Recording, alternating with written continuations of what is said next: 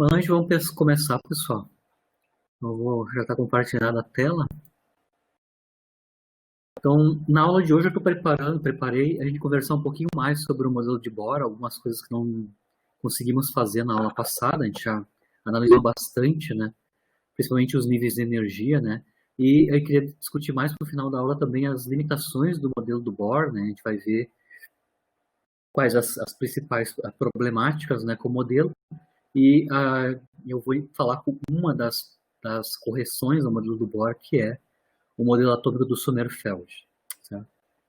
Então, só para lembrar o que a gente estava vendo na aula passada, a gente analisado a questão do átomo clássico de Rutherford, a gente mostrou que esse átomo clássico de Rutherford não é estável, ele colapsa, né, emitindo indefinidamente radiação até colapsar. Né? A gente mostrou que o tempo de vida desse tipo de órbita era da ordem de algumas dezenas ou centenas de picosegundos, então ele colapsa muito rapidamente, quase instantaneamente, né? A maneira do Bohr resolver esse problema da estabilidade do átomo Rutherford é introduzir a hipótese de quantização das energias, né? Então ele vai assumir primeiro que existem órbitas estáveis, né, onde esse elétron não emite radiação, e aí ele resolve o problema da instabilidade, né? Então, ele admite que tem órbitas estáveis, ou seja, que tem energia definida e que não perde energia por onda eletromagnética, né? Mesmo estando acelerado. Para o átomo de hidrogênio, a gente conseguiu mostrar que os níveis de energia para a proposta do Bohr são valores proporcionais, né? São frações de uma energia fixa, que é a energia do estado fundamental, né, do átomo de hidrogênio, que a gente chamou de E1. Né? No caso do hidrogênio, isso é da ordem de algumas dezenas de electrovolts, né? 13,6 electrovolts é o estado fundamental. Tem um número quântico inteiro aqui que domina os níveis de energia, né, que dá os níveis de energia. A dependência é com o número quântico principal ao quadrado. Então, todas as energias dessas órbitas estáveis do Bohr são escritas em termos do estado fundamental e o número quântico principal. Né? Como é que a hipótese principal do Bohr é que tanto na emissão quanto na absorção de radiação, né, então se um átomo está excitado e ele desexcita emitindo radiação, ou se ele está no estado fundamental ou em estados mais baixos de excitação e é excitado, a energia tanto emitida na forma de radiação como absorvida, que vai corresponder aos espectros de emissão e absorção dos átomos, né, dos elementos, basicamente está associada com a diferença de energia entre os níveis, entre as órbitas estáveis em que o elétron vai fazer as transições. Né? Então, se eu estou numa órbita estável, com menor energia, e baixo para o estado fundamental, eu vou emitir radiação e o valor da energia desse fóton, né, dessa radiação, está conectada com a diferença das energias dos dois níveis, né? O nível inicial e o nível final. A energia, claro, depende desse fóton emitido, vai depender da frequência, vai ter uma frequência, né? A frequência basicamente vai ser determinada pela diferença de energia das órbitas, né, estáveis em que o elétron vai transitar, certo? É só aqui uma outra maneira de escrever, né, a constante de Planck, né, a gente, em geral, está usando desde a aula passada a constante de Planck reduzida, né, que é h cortado sobre 2. Né? Então, eu ainda posso escrever h em termos de 2πh cortado, onde h cortado é a constante de Planck reduzida. Se eu quiser, eu ainda posso escrever, ao invés da frequência, eu posso escrever a frequência angular da radiação emitida e partir de um estado inicial a um estado final, onde eu sei o número quântico principal associado a cada um. No caso do Bohr, na aula passada, a gente mostrou que ele, comparando a hipótese de quantização, ou seja, que essa diferença de energia, basicamente da energia da radiação, do fóton emitido, né, ele comparando essa expressão da quantização da energia, na emissão e na absorção, no caso atômico, ele comparando com a forma empírica de Rydberg, né, ele consegue conectar diretamente a energia desse fóton emitido ou absorvido numa transição com a constante de Rydberg e os números quânticos que rotulam, né, o estado inicial e o estado final, ou seja, a órbita inicial e final para a transição do elétron. Ele vai conseguir, usando o princípio de correspondência, né, o princípio de correspondência a números grandes, ou grandes números quânticos, quer dizer que no limite onde o sistema é clássico, né, partindo dessa abordagem quantizada dele, né, no limite clássico, as frequências, né, da radiação emitida e a frequência de órbita do elétron, né, a frequência orbital do elétron, né, que é o ômega e, tem que ser da mesma ordem, ou são iguais, né, porque isso é uma predição da teoria clássica eletromagnética. Né? A radiação emitida clássica tem a mesma frequência do que a carga-fonte que está acelerada. Né? Então, no limite clássico, essas duas frequências têm que ser iguais, né, no limite de grande N, né? E a gente mostrou que nesse limite, se isso aqui é verdade, se o princípio da correspondência é verdade, o Bohr conseguiu escrever, então, a constante de Rydberg, que a princípio anteriormente era um parâmetro fenomenológico, que era fitado, né, ajustado aos espectros, né? Agora ele consegue, usando a igualdade das frequências, né, tanto da radiação emitida quanto da órbita, a frequência de órbita do elétron, ele consegue escrever a constante de Rydberg em termos de constantes universais, né? Então aqui eu tenho o Z, que é o número atômico do núcleo. Aqui eu estou fazendo o caso geral, não só do hidrogênio, né, mas o Bohr, ele consegue modelar tanto hidrogênio, onde só tem um próton e um elétron, mas também ele modela qualquer átomo ionizado, onde eu só tenho um núcleo de número atômico Z e um único elétron. Tá? Então, basicamente, o modelo de Bohr é para átomos com um único elétron. Então, significa para átomos grandes, né? Ele está analisando íons, né? Íons onde só tem um elétron orbital e um núcleo que tem número atômico Z. Né? Aqui eu tenho o número atômico, eu tenho a constante de estrutura fina, que é o 1 sobre 137, né? A gente mostrou na aula passada, A ao quadrado. E a constante e a comprimento de onda Compton reduzido do elétron, que basicamente é o comprimento de onda Compton, onde a gente substitui o H por H cortado, né? Que também é uma quantidade de comprimento intrínseca na teoria quântica. Mas a ideia aqui é que o Bohr conseguiu escrever a constante de Rydberg em termos de constantes universais, e aí ele vai calcular, vai conseguir obter a constante correspondente de Rydberg para qualquer tipo de átomo, né? Onde você tem Z como sendo o número atômico desse átomo que está considerando. O espectro de emissão e absorção no modelo do Bohr, basicamente, são transições, então, entre níveis de energia. Aqui está o caso do hidrogênio, né, especificamente. O espectro do hidrogênio na forma das séries, né, que a gente já discutiu na aula retrasada, né, a série de Lyman, Balmer, Paschen e a todas as outras, aquelas para maiores comprimentos de onda, basicamente são obtidas a partir de transições de órbitas, seja órbitas estáveis mais superiores, né, com o número quântico principal grande, até as órbitas inferiores ou nível fundamental, que é o n igual a 1. Tá? Então a gente consegue entender que a série de Lyman, todas as raias da série de Lyman, né, tanto o comprimento de onda menor e o maior, que é uma banda de raias, né, com comprimentos de onda limite, né, que a gente consegue obter através da forma empírica de Rydberg, né? No caso da série de Lyman, o que está acontecendo é que eu estou fazendo transições de órbitas superiores, de 2, 3, 4, até n tendendo ao infinito, né?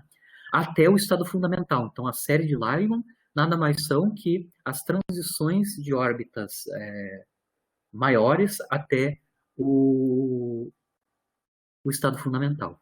A série de Balmer, que dá os comprimentos de onda visível, né?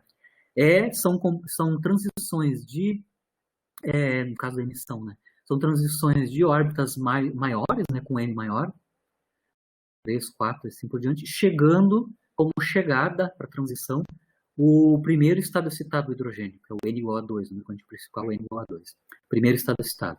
Com isso eu gero todas as raias da série de Balmer.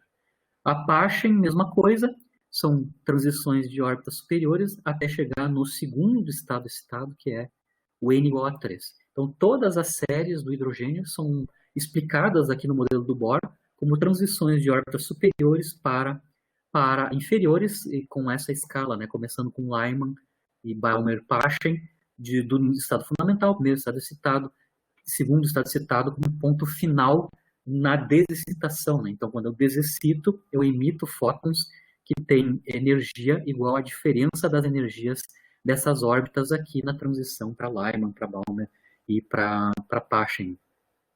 No caso dos outros, além da Lyman, eu não venho para o estado fundamental, são transições que vão até o primeiro, segundo estado excitado. Certo? Mas aí eu cubro todas as séries, basicamente, com essas transições. A mesma coisa ocorre com a absorção, né? Então, se eu passo a radiação pelo gás hidrogênio, ele vai absorver a radiação, né, exatamente correspondendo a essas transições aqui, né? Por isso que as linhas de emissão são exatamente igual às de absorção, né? Porque as transições vão se dar só entre as órbitas estáveis com níveis bem definidos de energia, e aí o fóton emitido e absorvido tem comprimentos de onda muito bem definidos, frequências muito bem definidas, que são a diferença tem a ver com a diferença de energia entre as órbitas de transição. Eu vou andar um pouquinho mais, na aula passada a gente só discutiu a questão da energia, né? Mas também na aula passada, na questão clássica, nós derivamos tanto o raio de órbita quanto a velocidade e o momento angular de órbita, no caso clássico, né? Então a gente mostrou que o raio de órbita clássico era inversamente proporcional ao modo da energia do elétron, ou do sistema, né? No caso aqui do modelo do Bohr, né, a energia ela é quantizada. Isso vai automaticamente tornar as órbitas discretas, ao invés de contínuas, né? Como a energia é quantizada, automaticamente eu vou ter raios de órbita definidos, uma para cada daqueles órbitas estáveis sem emissão de radiação do Bohr, né? Os níveis de energia, no caso geral, para qualquer tipo de núcleo, né? Na aula passada a gente mostrou, elas são dados em termos, os níveis de energia são dados sempre negativo porque são estados ligados, né? Mas depende do número atômico do núcleo, da constante eletromagnética ao quadrado, né? Constante de estrutura fina ao quadrado. Claro, o inverso do quadrado do número quântico principal, né? Mas a escala de energia aqui basicamente é a energia de repouso do elétron. Com isso a gente conseguiu calcular para o hidrogênio o valor de 13,6, né? Usando o Z igual a 1 e a energia de repouso do elétron. Mas, basicamente, a gente conhece para qualquer núcleo, né, com um elétron orbital, quais são os seus níveis de energia. Né? Então, substituindo a energia aqui na forma clássica, isso significa que agora eu vou quantizar os raios de órbita. Lembrando que n começa em 1, né, até infinito. Então, eu vou ter uma série de órbitas que são proporcionais aqui na expressão, quando eu substituo aqui a expressão da energia, né? Elas vão ser proporcionais a n quadrado, e a ordem de grandeza basicamente é dada pelo comprimento de onda Compton reduzido do elétron, né? Lembrem que é comprimento de onda reduzido, basicamente é H cortado C dividido pela energia de repouso, né, do elétron. Essa é a definição de comprimento de onda reduzido Compton.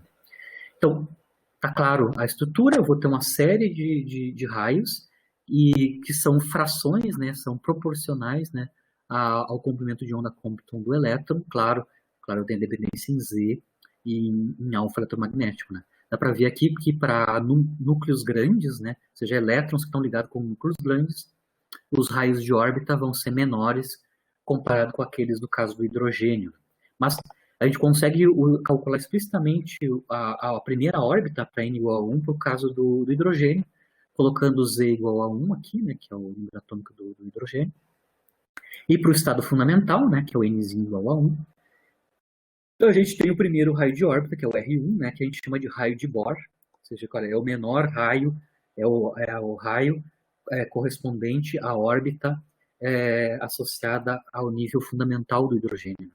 Se eu colocar Z igual a 1 aqui na fórmula e N igual a 1, né, eu vou ter basicamente que o raio de Bohr é o comprimento de onda Compton reduzido do elétron dividido pela constante de estrutura fina. A constante de estrutura fina é 1,57, né? E aqui está explícito o comprimento de onda Compton reduzido em termos de unidades de metro, né? A gente calculou isso nas duas aulas passadas, né? Professor Fernando.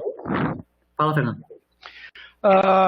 Bohr aqui está considerando com um raio fixo de uma esfera. Então, no caso do hidrogênio, aí tu tem a número 1, cada níveis de energia ele vai ter uma...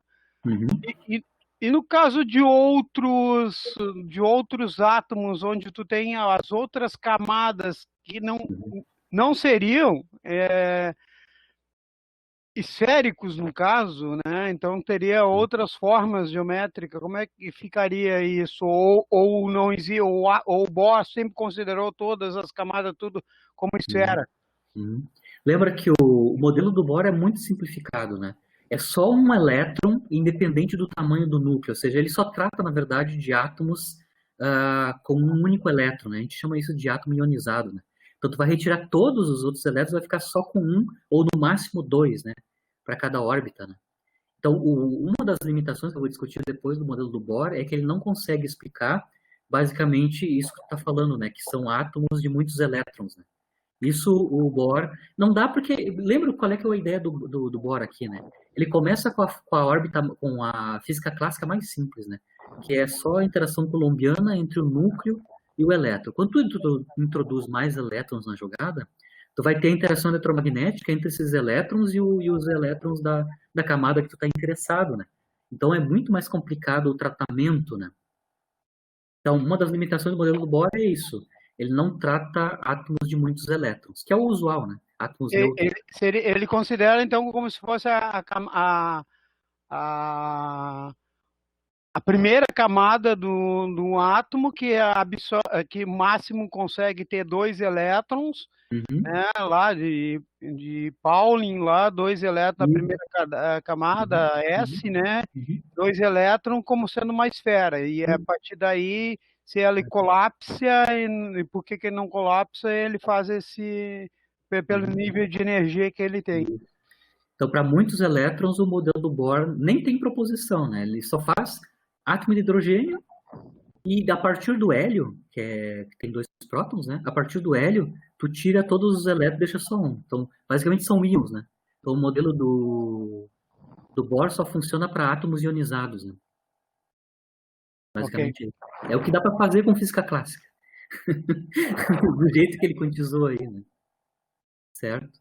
Claro que hoje em dia a mecânica quântica dá conta de átomos e muitos elétrons, né? Mas aí tem que resolver a função de onda, né? Dado o potencial total, né? Tu resolve. Mas o Bohr não. É átomo de hidrogênio e átomos ionizados, onde o núcleo e um elétron, no máximo 2 elétrons orbitais. Né? Certo? Ok, obrigado. A menor raio, no caso do hidrogênio, né? Dá da ordem de meio angstrom, né? 0,529 angstroms. Então é da ordem de meio angstrom o raio de Bohr para o hidrogênio. Mas dá para ver que para núcleos maiores, né? Átomos ionizados maiores, esse raio de órbita vai ficar menor, né? Inversamente proporcional ao número atômico do núcleo, do elemento que está no núcleo. Né? Certo? Isso quanto aos raios, então tem uma série de raios, começando com o menor raio, que é o raio de Bohr, né? Para cada tipo de núcleo. Né? Também a gente mostrou lá na aula passada a velocidade em termos da energia, no caso clássico. Né? A gente mostrou que a velocidade de órbita circular, no caso do modelo simplificado do Bohr, né?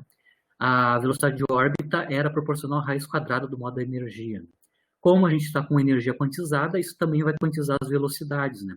Então, a velocidade do elétron em cada órbita é bem definida, vai depender do número quântico principal. Né? Então, quando eu faço essa substituição, eu vejo claramente que a velocidade em cada órbita são proporcionais, são frações da velocidade da luz, né? E essa fração é pesada, né, pelo número quântico principal, ou seja, ela cai com o inverso do número quântico principal, ou seja, quanto maior a órbita, n maior, né, eu vou ter velocidades menores, né? Mas é linearmente proporcional ao número atômico e a constante de estrutura fina. Mas basicamente isso aqui, para um número atômico não muito grande, é uma fração da velocidade da luz. Para o caso específico do hidrogênio, e eu for calcular a velocidade do elétron orbital no estado fundamental, que é o raio de Bohr, né? Então, para um raio de meio angstrom no hidrogênio, a velocidade correspondente, se eu botar Z igual a 1 e N igual a 1, né? Hidrogênio e estado fundamental, eu vejo que basicamente a velocidade desse cara que está no raio de Bohr, orbitando no raio de Bohr, tem uma velocidade que é alfa c, seja uma fração da velocidade da luz, só que uma fração específica. A fração é exatamente a constante de estrutura fina. 1 sobre 137, que é quase 10 a menos 2, né? Então, esse é um centésimo da velocidade da luz. Vai ser uma predição do modelo do Bohr, né? A velocidade orbital de um elétron no raio de Bohr, desenvolvendo uma órbita estável no raio de Bohr, tem, no caso do hidrogênio, uma velocidade que é não relativística, né? É um centésimo da velocidade da luz. Então, todo o tratamento que o Bohr fez, a princípio aqui, certo? A princípio, para hidrogênio, está tranquilo. Tu tem velocidades preditas que são um centésimo da velocidade da luz, então tu pode fazer todo o tratamento não relativístico, como ele fez, né? Eu só vou discutir rapidinho aqui uma coisa interessante, né? Se eu ver o caso geral, o negócio vai ficar estranho quando tiver núcleos grandes, né? Mesmo analisando átomos ionizados, né? Por exemplo, se tu tem Z da ordem do alfa eletromagnético, ou seja, números atômicos que já são da ordem 100, né? Sei lá. Por exemplo, o chumbo tem 82, tá? Quase 100. 82 é o número atômico do chumbo, né? Para núcleos muito grandes, tá? Ionizados, a velocidade do elétron orbital para o raio de Bohr, aí já vai ficar muito próximo da velocidade da luz, e essa aproximação não relativística, que no caso do hidrogênio funciona, não vai funcionar. Ela necessariamente vai ter que ter, para átomos grandes, vai ter que ter tratamento relativístico. Mesmo nesse modelo simplificado do Bohr, isso já está ficando claro, né? E tem uma outra curiosidade, né? Se fores olhar, no modelo do Bohr, tem um limite para o número atômico de um elemento químico. Tá? Ele pode ser, no máximo, 137. Por quê? Porque esse cara aqui, se ele tiver Z igual a 137, no estado fundamental dele, ele vai ter velocidade igual à velocidade da luz, que é a velocidade da limite, né? Na relatividade especial. Tá? Mas isso é uma curiosidade, tá? Isso se mantém até hoje. A gente não sabe se existem núcleos massivos, né, muito massivos, com número atômico muito maior que 137. Né? A gente está conseguindo agora criar artificialmente núcleos muito pesados, né, mas não chegou ainda, está próximo dessa ordem aqui, tá? Está próximo do 137. Mas do ponto de vista assim, de uma curiosidade matemática, né, no modelo do Bohr, e mesmo no modelo do Sommerfeld, que eu vou mostrar depois, a princípio tem um limite físico aqui para o tamanho máximo do núcleo do teu átomo ionizado. Se ele é da ordem do alfa eletromagnético, né, 137, né, a velocidade do elétron no raio de Bohr é da ordem da velocidade da luz. Aí tem uma limitação. Isso é uma curiosidade. Né? Bom, aqui a gente mostrou também, na aula passada, no limite clássico, né, a gente mostrou quanto é que é o momento angular clássico, né, de um elétron orbital com uma órbita, claro, circular, né. Tinha essa cara aqui, né, R, que é o raio de órbita, vezes o momento linear, que é M, a massa vezes a velocidade, né. Mas aqui no caso do Bohr, né, tanto o raio de órbita quanto a velocidade são ambos quantizados, né. Então, isso significa que o momento angular, aqui no caso do átomo do Bohr, também vai ter que obedecer a regra de quantização. Se eu pegar as expressões que eu acabei de mostrar ali para os raios e para a velocidade, que são quantizadas, né, e substituir os valores, né, aqui estão os raios de órbita e aqui estão as velocidades. Tá? Lembrando que o comprimento de onda da computador reduzido tem a ver com a energia de repouso do elétron, basicamente o H cortado. Isso vocês vão ver que vão ter cancelamentos aqui, e que vai sobrar NH cortado. Então, no modelo do Bohr, se eu partir da expressão clássica do raio e da velocidade, trocar o raio e a velocidade por as suas versões quantizadas, né? Por consequência, o momento angular vai também ser quantizado. Então, a predição do modelo de Bohr aqui é que o momento angular do átomo de hidrogênio, né, tem pelo menos, no caso do átomo no estado fundamental, né, no elétron no estado fundamental, tem pelo menos H cortado de momento angular, ou seja, começa com momento angular no estado fundamental não nulo. Isso é uma predição do modelo do Bohr, tá? Isso é errado do ponto de vista experimental, né? O momento angular do átomo de hidrogênio no estado fundamental é 0, tá? Mas no modelo do Bohr, a predição é que é 1 H cortado. Ou seja, tem um momento angular não nulo, mesmo para o estado fundamental. Isso já é uma inconsistência a posteriori, vai ser verificada aqui não corresponde à realidade. Tá? O momento angular orbital do átomo de hidrogênio no estado fundamental é exatamente zero, consistente com zero. Mas a predição é quantização do momento angular e o mínimo é h cortado. Durante todas as derivações que a gente fez na aula, quando a gente está fazendo física clássica, né, a gente lembrou, estava usando que o núcleo era muito massivo, né? A gente usou o limite da massa do núcleo muito grande, ou seja, a gente sabe que a massa do próton, no caso do hidrogênio, né, a massa do próton é 2.000 vezes maior que a massa do elétron, então é bem tranquilo entender que o centro de massa desse sistema de duas partículas próton-elétron está muito próximo do próton, certo? Ou do núcleo, né, no caso. Então a gente está sempre assumindo na conta ali na abordagem do Bohr, a gente está assumindo o limite de massa infinita para o núcleo. Mas isso nem sempre é verdade em mecânica clássica mesmo, né? Se o meu núcleo, certo, tem massa diferente, ou eu troco o meu núcleo por um objeto que é menos massivo que o próton, ou quem está orbitando esse núcleo é alguém, ou um ente, uma partícula que é mais massiva que o elétron, a gente já vai ver o caso do muon, né? A gente pode ter átomos de hidrogênio muônicos, né? Onde o elétron é substituído por um muon, que é 200 vezes mais pesado que o elétron. Aí a gente tem que fazer a conta certinha de mecânica clássica, né? Se eu tenho dois corpos em mecânica clássica, o movimento é dado em termos da massa reduzida do sistema, né? A massa reduzida do sistema, basicamente, está aqui definido, né? É o produto das massas dos caras que estão ligados, né? E dividido pela soma das suas massas, né? Então, aqui eu estou só reescrevendo a definição de massa reduzida de dois corpos em mecânica clássica, né? Quando a gente faz mecânica clássica, quando a gente analisa a força central, a gente tem que necessariamente definir massa reduzida. Eu não tenho como garantir que em todos os casos uma das partículas é muito, muito, muito mais massiva que a outra, né? Então, no caso geral, o movimento é dado em termos da massa reduzida. Então, aqui eu consigo mostrar que eu posso escrever a massa reduzida em termos de uma das massas, né, na massa menor, e escrito em termos da razão das massas das duas partículas do sistema.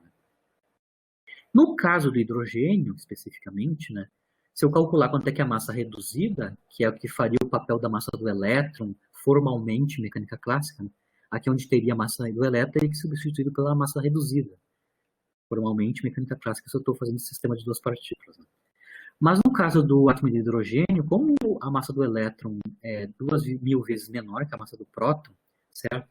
Eu posso calcular explicitamente aqui a massa reduzida, tá? A massa reduzida aqui no caso do hidrogênio é a massa do elétron, onde aqui no denominador eu tenho a razão das massas de repouso do elétron e do núcleo. O núcleo, no caso, é um próton, né? Aqui eu coloquei em termos das energias de repouso, tá? Então, a energia de repouso do elétron em neve é meio MeV.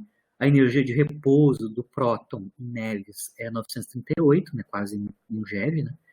Eu consigo mostrar que o que sobra aqui, essa razão aqui, é da ordem de 99,946% a massa do elétron. Então, no caso do átomo de hidrogênio, usar a massa do elétron aqui ao invés da massa reduzida não tem grandes problemas, porque eu estou com 99,94%, quase 95% da massa do elétron. Mas isso vai ficar diferente se a minha configuração não é exatamente o átomo de hidrogênio. Lembrando que essa massa reduzida, ela controla todo o espectro de emissão e de absorção, né? Porque essa massa reduzida, ela entra no cálculo das energias, né? E se ela entra no cálculo das energias, automaticamente ela vai ser transposta para todas as outras quantidades, para a velocidade, para o raio de órbita, para o momento angular e também para o valor exato, né, da energia do fóton emitido ou absorvido. Né? Então aqui eu estou fazendo o caso onde eu não deixo de ter hidrogênio e vou para o deutério, por exemplo. Tá? Esse caso aqui ainda dá para descrever ainda usando o modelo de Bohr. Tá? O deutério é um isótopo do hidrogênio, então ele tem um próton e um nêutron no núcleo. Então ele tem dois caras massivos, né? É o dobro quase da massa do átomo de hidrogênio usual, né? O deutério, então, tem número de massa atômica 2, né? Tem um próton e um nêutron e um elétron orbital pelo modelo do Bohr, né? No caso do deutério, que é um isótopo de hidrogênio, né? Eu posso, aqui está a massa de repouso, né, ou a energia de repouso do deutério, né, é quase 2 vezes a do próton, né, é 0,9 vezes 2, né, 900 e pouco, né, 938 vezes 2 dá quase isso aqui, dá 1.876 meves, né, com uma energia de repouso do deutério, se eu calcular quanto é que é a massa reduzida agora por causa do deutério, repetindo a conta, né, repetindo a conta, mas aqui embaixo, ao invés da massa do próton no hidrogênio, a massa do nêutron, a soma da massa do próton mais do nêutron, né? Claro, ainda é muito próximo, quase a massa do elétron, mas se tu comparares, né, a massa reduzida nos dois casos, no hidrogênio e no deuteron, eu tenho aqui a diferença de ordem de grandeza aqui na segunda casa decimal nas percentagens. Né? Aqui eu tenho 7 no caso do deuteron e 4 aqui no caso do hidrogênio.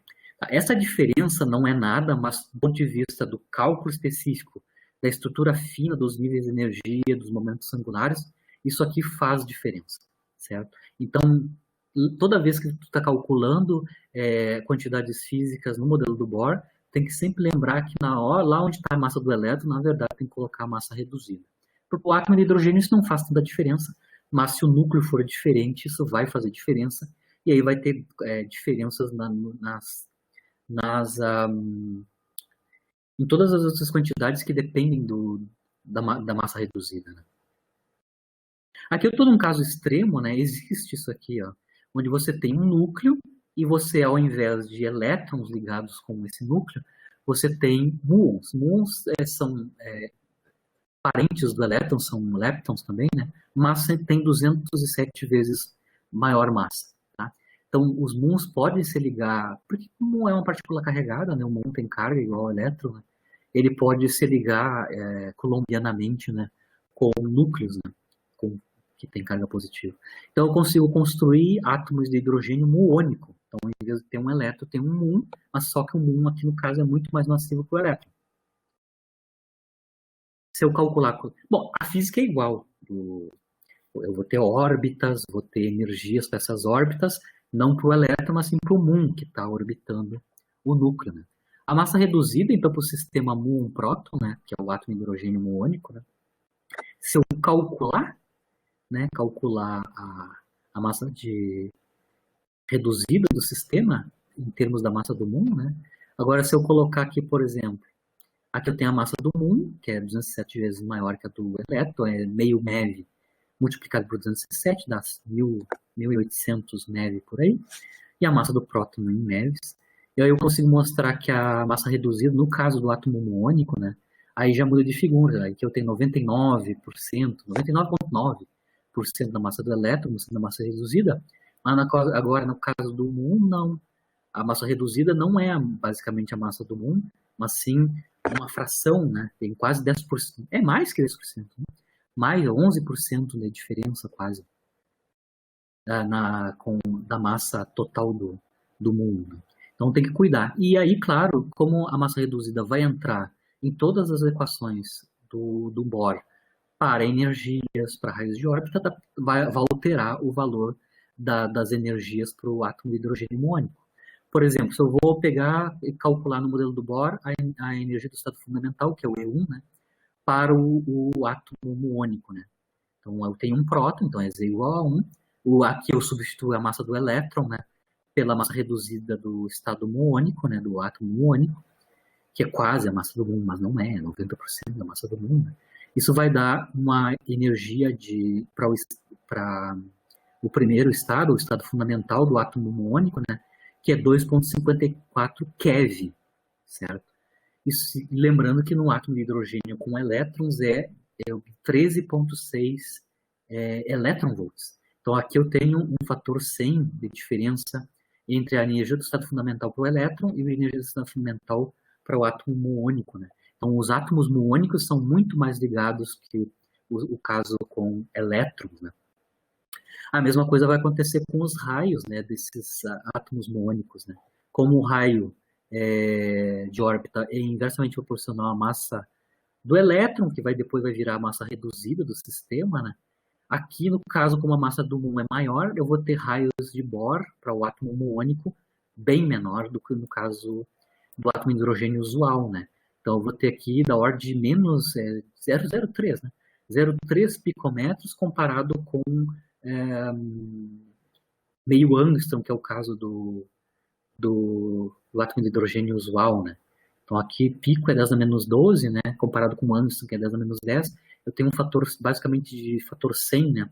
Os raios, então, para esses caras são mais compactos, né? Mais curtos, e as energias de ligação deles são muito mais altas, né? Experimentalmente, é usual manipular átomos de hidrogênio iônico. Também ainda fazendo aplicações do modelo de Bohr, saindo um pouco dos átomos de hidrogênio, átomos hidrogenoides, né, ou átomos ionizados. Eu vou voltar um pouquinho para a questão do raio-x, o espectro do raio-x, né? Eu vou usar um pouquinho só o modelo do Bohr para qualitativamente entender o espectro do raio-x gerado, né? Então, acho que faz uma ou duas aulas atrás, né? Eu mostrei como é que é gerado um raio-x, né? Você tem elétrons acelerados a energias cinéticas de keV. Esses elétrons de energia de keV, eu consigo essa energia de keV acelerando eles num campo, numa diferença de potencial, né? Que é da ordem de kilovolts, né? E aí eu consigo energias cinéticas da ordem de kevs, né? Que é kiloelectrovolts. E eles colidem, então, né? Interagem com átomos de um material, né? Que é o alvo. Quando eles interagem, ou seja, impactam com esse material do alvo, acontece duas coisas, tá? Alguns dos elétrons são desacelerados, né? Rapidamente. Na desaceleração, lembrando que é Larmor, né, na aula passada, né? Partícula carregada acelerada emite radiação. É a radiação de Bremsstrahlung ou de freamento, né? Então, uma parte dos elétrons é freada, desacelerada, e quando ela desacelera, claro, ela emite radiação, tá? Essa radiação emitida através da desaceleração dos elétrons e a potência de Larmor, né, como a gente viu na aula passada, corresponde ao espectro contínuo do raio-x. Lembrando, na aula passada, o retrasante mostrou, né, que o espectro de raio-x gerado tem um espectro contínuo superposto por picos, por linhas, né, com determinados comprimentos de onda ou frequências, né, que estão associadas com o elemento alvo, onde esses elétrons estão interagindo, né. Então, o espectro contínuo é basicamente a radiação de freamento desses elétrons freando, né? Radiação de freamento, por que eles freiam? São elétrons que estão realizando órbitas abertas, né? Lembra que é a lei do quadrado, inverso do quadrado da distância, o tipo de interação colombiana com o núcleo, né? Então, quando esses elétrons energéticos interagem com o núcleo, eles vão ter órbitas abertas, né? Mas necessariamente em algum momento eles vão ter uma distância de maior aproximação, e na distância de maior aproximação é um ponto de retorno, né? Eu não tenho velocidade radial ali, né? Então, nesse caso aí, eu consigo entender quem são os elétrons que vão mudar a parte contínua do espectro do raio-x gerado.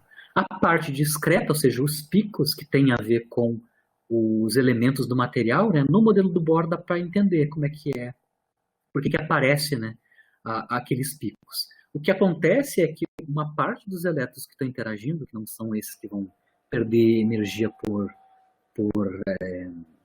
desaceleração, né? Eles vão colidir com os elétrons dos átomos do alvo, né? E vão ionizar eles. Ionizar significa arrancar, né?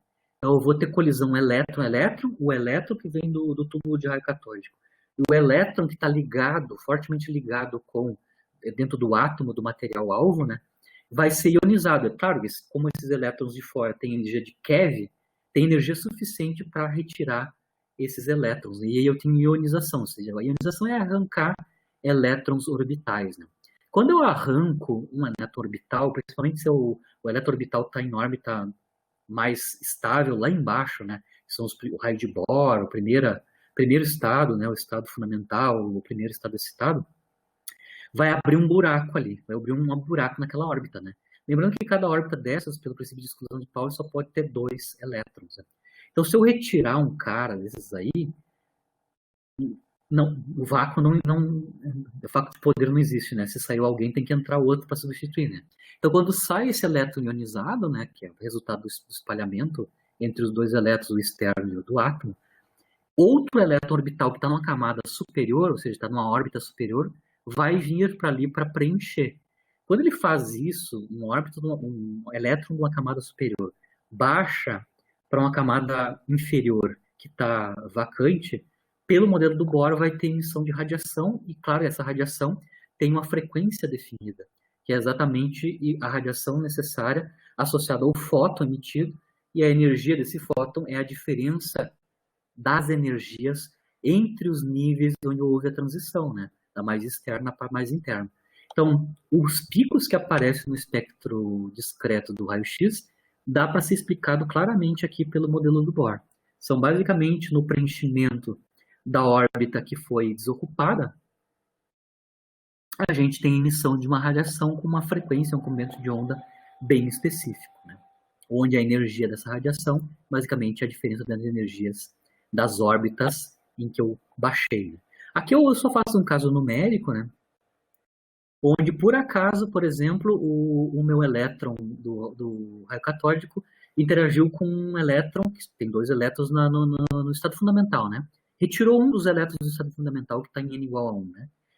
O cara, por exemplo, que tem menos custo de energia é ser ocupado pelo um elétron orbital que está na órbita imediata depois do fundamental, ou seja, um elétron que está na órbita do primeiro estado excitado do hidrogênio, por exemplo, ou o primeiro estado excitado do átomo correspondente do material, né? Em geral, são átomos com número atômico grande. Né? Nós vamos fazer o caso mais simples, onde eu ionizei um cara que estava no estado fundamental, foi preenchido por um cara que está na órbita imediata dele, né? Ou seja, houve uma transição aqui de um elétron orbital de n igual a 2 para n igual a 1.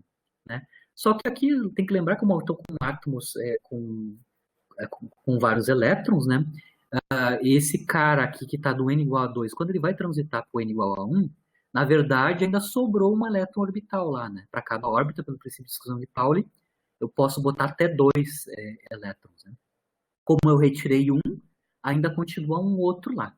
Então, a carga efetiva que esse elétron no n igual a 2 vai sentir do ponto de vista da interação coulombiana é a carga do próton núcleo mais, a carga do núcleo, né, Z, mais a carga desse elétron, o restante que ficou lá na órbita n igual a 1. Com isso, o elétron orbital basicamente vai sentir uma carga na interação coulombiana que é Z-1 vezes a carga eletrônica. Z é a carga do núcleo e tem ainda um elétron orbital no estado fundamental. E dos dois, retirei um, ficou um lá. Então a carga efetiva, que cara que vai fazer a transição, tem uma carga efetiva de interação coulombiana que é Z-1. Né? Z do núcleo e 1 do elétron orbital que restou. E aí ele vai interagir e vai fazer a transição via modelo do Bohr. Né? Certo? No modelo do Bohr, quando tu está interagindo um elétron com uma partícula carregada que tem esta carga aqui, né, que é carga Z-1, carga efetiva Z-1, onde eu já estou contabilizando também o elétron que sobrou lá na camada n igual a 1, né, no nível fundamental. Eu consigo calcular, então, a constante de Rydberg associada a esse elemento, né, que tem carga Z-1. Então, lá na aula passada, a gente mostrou como é que o Bohr escreveu a constante de Rydberg para qualquer núcleo, em termos da constante de Rydberg para o caso do hidrogênio, a dependência é com Z ao quadrado, né? Z ao quadrado no modelo do Bohr. Né? Então, eu consigo calcular quanto é que é a constante de Rydberg associado a um núcleo, entre aspas. Né? Aqui eu estou com o núcleo e mais o elétron que restou lá, né? Que tem número atômico total, carga total Z-1 ao quadrado, vezes a constante de Rydberg por causa do átomo de hidrogênio. Isso aqui é predição do modelo do Bohr, né? Quando eu estou com núcleos maiores que o hidrogênio. Né? A dependência é com carga do núcleo ao quadrado. Tá? Então aqui eu só estou fazendo uma sutileza que é lembrar que a carga efetiva que o elétron que está caindo está vendo é Z-1, né? para contabilizar o elétron orbital que restou lá. Bom, se eu tenho a constante de Rydberg associada, eu posso escrever o comprimento de onda que vai ser emitido quando ele faz essa transição do n igual a 2 para o n igual a 1, certo? Para preencher a primeira camada, né? Então, a gente sabe lá da forma de Rydberg, né, que o inverso do comprimento de onda aqui emitido nessa transição, que tem a ver com a frequência do fóton emitido, né, é escrita em termos da constante de Rydberg para aquele núcleo, para aquela carga, né, fonte, e os números quânticos, né, principais associados à transição. No caso aqui, eu estou partindo de n igual a 2 e indo para n igual a 1, né? Então, eu estou partindo do primeiro estado excitado para o estado fundamental. Se eu escrever isso em termos da constante de Rydberg para o átomo de hidrogênio, né, e da carga efetiva que o elétron que está fazendo a transição enxerga, que é Z-1, eu consigo calcular o inverso do comprimento de onda. Basicamente, é Z-1 ao quadrado, 3/4, né, que é essa soma aqui, né, e vezes a constante de Rydberg para o átomo de hidrogênio. Né. Consegue ver aqui, claro, que a dependência da frequência é diretamente proporcional ao RH, né? E proporcional a Z-1 ao quadrado. Se eu fizer a relação entre o número atômico e a frequência, o que eu vejo é que a raiz quadrada da frequência basicamente é Z-1, né? Eu tirei a raiz quadrada desse quadrado aqui, né? Z-1 e uma constante, que depende da constante de Rydberg e da velocidade da luz, né? Constante de Rydberg para o hidrogênio. Né? Então, isso é uma predição do modelo de Bohr para um átomo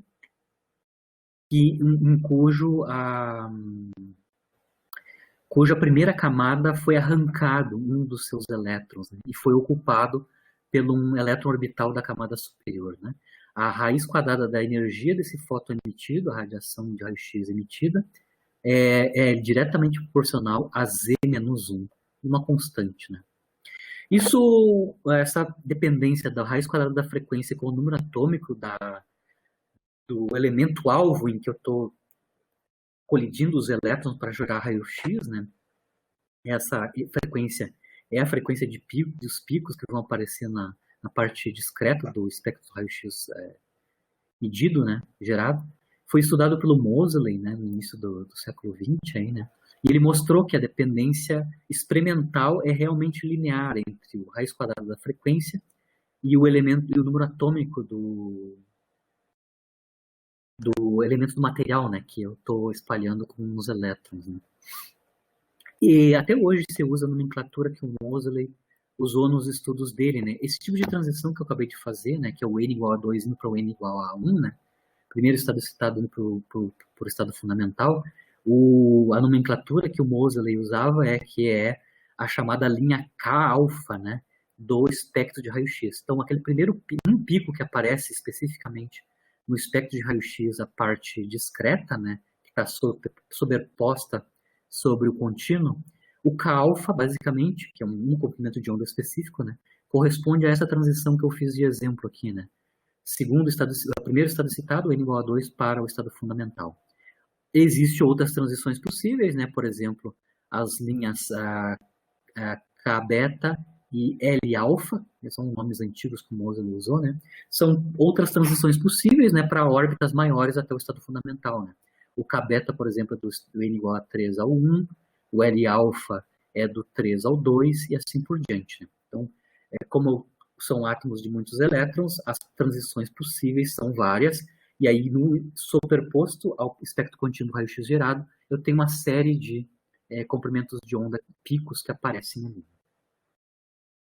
Então, dependendo do material, eu posso ter 2, 3, 4 picos. Cada pico desse é correspondente a uma transição de ocupação, né, de um buraco que foi gerado pela ionização, né, do impacto da interação do elétron externo com o elétron orbital em alguma camada eletrônica. Né.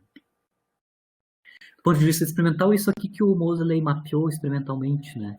A dependência da raiz quadrada da frequência dos picos com o número atômico do elemento que estava sendo usado para o alvo. Né? Ele mostra que a relação é realmente linear, né?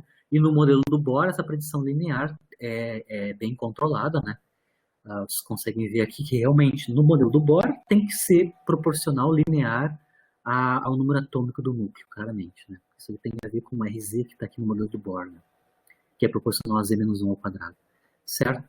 Também depende do número de elétrons nas camadas inferiores que o cara vai ter que cruzar, né, efetivamente. No caso dessa transição do 2 para o 1, só tem um elétron que restou lá na camada n igual a 1. Né? Mas eu posso vir de camadas superiores e ter mais elétrons, pode ser 2, ou mais gente lá para baixo. Né? E também dado pela constante de Rydberg, basicamente. Né? Então, a inclinação dessa reta aqui de Z versus raiz da frequência, né, ela é controlada pelo qual nível, né, quais níveis eu transitei, que é esse 3/4 aqui. Né? Essa fração, basicamente, são de quais níveis eu vim. Então, o coeficiente angular dessa reta em Z é dado dependente dos números quânticos principais de onde houve a transição. Né? Isso é uma coisa. Então, a inclinação aqui vai depender de qual transição ocorreu, né, que tipo de transição ocorreu, e também de quantos elétrons efetivamente o elétron que vai descer, né, que vai ocupar o buraco, tá vendo. Certo? Esse é só o gráfico antigo do Moseley, né, chamado diagramas de Moseley, né, que são a dependência de Z versus a raiz da frequência dos picos, né, que aparecem no espectro de raio-x gerado. Né, certo? Aí eu vou discutir um pouco as limitações. Eu mostrei que o modelo do Bohr descreve bastante coisa. Átomos ionizados, pode ainda descrever qualitativamente o espectro, no caso contínuo não, mas o caso discreto do raio-x, né, emitido. Eu consigo explicar por que aparecem picos com determinadas frequências ou comprimentos de onda no modelo do Bohr. Né? A gente mais ou menos qualitativamente entende como é que funciona. Né? Claro que o modelo do Bohr ele tem uma série de limitações, mas a gente já começou a conversar antes, né? A gente já comentou, o Fernando, né, levantou essa dúvida, né? Por exemplo, o modelo do Bohr não é capaz de descrever átomos com muitos elétrons, né? Se eu tenho mais de um elétron orbital, né? Então, basicamente, ele está restrito ou átomo de hidrogênio ou átomos ionizados, onde eu tenho pouquíssimos elétrons orbitais, máximo 2 por aí, né? 1 ou 2, tá? Mais que isso, o modelo já não dá conta, porque é a simplicidade do modelo, né? Ele está usando basicamente interação coulombiana entre o eletroorbital e o núcleo, né? Se eu for introduzir interação com os outros elétrons, e ele vai estar dentro de uma nuvem, né? Porque eu vou ter uma distribuição eletrônica e esses elétrons orbitais estão no meio desse fervo aí, né?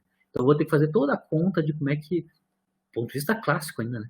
Tem que fazer qual é que é a conta de um elétron imerso numa distribuição eletrônica, né? Além do núcleo no miolinho. Então, basicamente, tem essa limitação, né? Ele não está feito para descrever átomos de muitos elétrons. Né?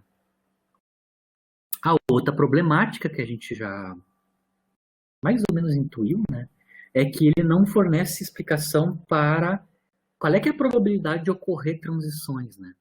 Eu tenho várias transições que eu mostrei lá antes, né? Por exemplo, no espectro de hidrogênio, a série de Balmer, Lyman, etc., são transições entre órbitas mais exteriores, né, com um número quântico grande, indo para órbitas inferiores, que pode ser o fundamental ou os primeiros estados excitados. Né. O modelo do Bohr não é capaz de dizer qual transição é mais provável ou menos provável, certo? Isso é uma limitação. Se eu posso ter várias transições, quais delas são mais prováveis, quais menos prováveis? Isso o modelo do Bohr não tem como dar conta dessa probabilidade, né? Qual é que é a chance de ocorrer um determinado tipo de transição. Eu não cheguei a falar também para vocês, mas todas essas transições eletrônicas de uma órbita para outra, em mecânica quântica a gente sabe que levam um tempo finito, tá? Inclusive, a gente consegue calcular na mecânica quântica atual, né, qual é que é o tempo de vida quando o átomo está excitado num certo nível de energia. Né? É um tempo finito, a gente pode calcular que é nanosegundos o tempo de vida em que ele fica no estado excitado depois para desexcitar. Né? Ele não fica permanentemente no estado excitado. Né? Ele faz transições com tempos de vida finito para essas transições. Mas essas coisas, essas duas características que eu estou falando, né, a probabilidade de transição e o tempo de vida de um estado excitado, o modelo do Bohr não consegue descrever, né? Certo? Depois a gente vai ver na estrutura da mecânica ondulatória, que é a mecânica quântica que a gente vai ver nessa disciplina, né? Que é a mecânica quântica ondulatória do Schrödinger, né? Esses raios de órbita clássicos que o Bohr prediz aqui, né? Não vão ser consistentes com uma mecânica quântica completa, né? De primeiros princípios, que é a mecânica quântica ondulatória. Né? Esses raios do Bohr, basicamente, na interpretação do Schrödinger, são posições médias radiais. Né? A gente vai entender que os raios de Bohr clássicos, né, os semiclássicos, têm a ver com valores médios das distâncias radiais do elétron. Outra coisa que eu já tinha comentado, né, que a predição, uma das predições do modelo do Bohr é que o momento angular orbital do átomo de hidrogênio no estado fundamental é diferente de zero e H cortado. Né? Experimentalmente, a gente sabe que é zero. Né? Então, tem uma inconsistência experimental do ponto de vista do momento angular do estado fundamental do átomo de hidrogênio. O modelo de Bohr dá o número errado, né? Dá o valor errado para o momento angular. Tá? Uma outra coisa, claro que isso aqui não foi imediatamente no tempo do Bohr, né? Mas foi quando foi aumentando a capacidade experimental de medir espectros, né? O pessoal começou a ver que, além daquelas raias bem definidas que formam as séries espectrais do hidrogênio, né? Se tu submete o teu átomo de hidrogênio, por exemplo, a campos magnéticos ou campos elétricos, né? Isso é o efeito Zeeman ou Stark, né? O efeito Zeeman é colocar um átomo em campos magnéticos, né? E o efeito Stark é colocar o átomo em campos elétricos, né? Ou seja, colocar o átomo em campos, né? E tu mede o espectro desses caras que estão com campos elétricos e magnéticos, tá? Eles veem que o espectro tem uma estrutura, além das raias principais conhecidas, que até obedecem bem ao modelo de Bohr, tem uma estrutura fina, ou seja, tem subníveis que aparecem, principalmente para números quânticos principais grandes, tá? Tem uma série de raiazinhas pequenas, muito próximas umas das outras. Então, basicamente, logo depois do modelo do Bohr, o nível experimental chegou a um nível que conseguiu enxergar subníveis, né, de energia. Esses subníveis de energia não podem ser explicados por o modelo do Bohr, porque os níveis de energia no modelo do Bohr basicamente são setados, são definidos pelo número quântico principal, né? Você tem só um parâmetro para gerar todo o espectro, né? Então, as linhas espectrais, as linhas finas, né, a estrutura fina do espectro, principalmente quando a gente submete a campos eletromagnéticos, né, os átomos, não são explicados pelo modelo do Bohr. Tá? Um modelo que dá conta, pelo menos, desses níveis, né, é uma generalização do modelo do Bohr, que eu vou discutir agora, né, é o modelo do Sommerfeld. Né, isso foi em 1916. Tá? O modelo do Bohr foi proposto em 1913, e aí em 1916 o Sommerfeld está interessado em estender o modelo do Bohr para conseguir descrever, por exemplo, essa estrutura fina dos átomos, né? Além dos comprimentos de onda conhecidos, né? A estrutura grossa, né, do espectro. Né? Então ele vai tentar construir um modelo ainda autoconsistente com o modelo do Bohr que dê conta dos níveis de energia. Para fazer isso, o Sommerfeld e o Wilson, né, propuseram uma generalização das regras de quantização, tanto do Planck quanto do Bohr. Tá? Isso foi em 1915 e 1916, tanto o Wilson como o Sommerfeld. Tá? Então, lembra que tanto o Bohr quanto o Planck postularam, né? Na verdade, no Bohr aqui não foi postulado, né? Foi uma consequência da questão do postulado sobre a diferença dos níveis de energia o comprimento de onda da radiação emitida. Né? Mas igual, no modelo do Bohr, o momento angular ele é quantizado, né? Como consequência do postulado do Bohr. E do Planck, as energias dos elétrons oscilantes, né, que modelam o átomo do Planck, que são os átomos da parede, que interagem com a radiação da cavidade no modelo esquemático do corpo negro, né? Eu tenho, então, quantizações para quantidades que são momento angular e energia, tanto pelo Planck quanto pelo Bohr, né? O que o Wilson Sommerfeld vão tentar fazer é construir uma regra de quantização que englobe, claro, ambas do Planck e do Bohr, mas também seja capaz de incluir casos mais gerais de quantização. Tá? Então, o que eles vão postular é uma regra de quantização postulada, claro, é um postulado. Eles vão dizer que qualquer sistema que tenha coordenadas, que eu vou chamar de Q, né, que são uma função periódica, certo? Qualquer sistema que tenha coordenadas que são funções periódicas, ou seja, que tem períodos definidos. Né? No caso do átomo está claro, né? O período de órbita está claro que tem uma coordenada aí que tem um período, né? No caso do Planck também, é o período de oscilação dos elétrons oscilando. Né? A proposição geral do Wilson Sommerfeld é essa daqui. Ó. Se eu tenho, então, coordenadas que são periódicas, eu vou olhar o momento associado a essa variável que é periódica, que eu vou chamar de PQ, né? O momento P associado a essa variável periódica, tá? E vou fazer essa conta aqui, tá? Essa integração aqui, tá? Eu vou integrar sobre um período completo, porque eu estou associando a sistemas que têm coordenadas periódicas, né? Eu vou integrar sobre um período esta quantidade aqui, tá? Eu vou integrar o momento associado a uma variável periódica nesta variável periódica. Eles vão postular que o que sair como resultado dessa integração aqui, né, é números inteiros de H, números inteiros da constante de Planck. Então, o NQ aqui é um número quântico, tá? Inteiro, certo? Por que eles estão fazendo isso daqui, tá? Por que eles imaginam que isso aqui tem que ter unidades de H? Porque isso aqui tem unidade de ação, tem que ter... Lembra que a constante de Planck é joule segundo, energia vezes tempo, né? Essa quantidade aqui, que é momento vezes coordenada, também tem exatamente as dimensões da constante de Planck, tá? Que a gente chama, na aula passada a gente mostrou, né? Que são as dimensões da ação clássica, né? A famosa ação clássica. Né?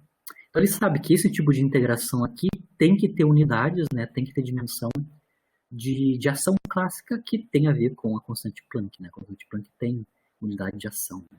Então, isso é um postulado, claro, isso aqui, né? Se existia um sistema periódico, esta integração aqui sobre um período é proporcional a números inteiros do H, certo? Geral, para qualquer sistema periódico. A gente pode entender como é que funciona esse postulado geral aqui do Wilson Sommerfeld, analisando aqueles dois casos que a gente já acabei de mostrar, né?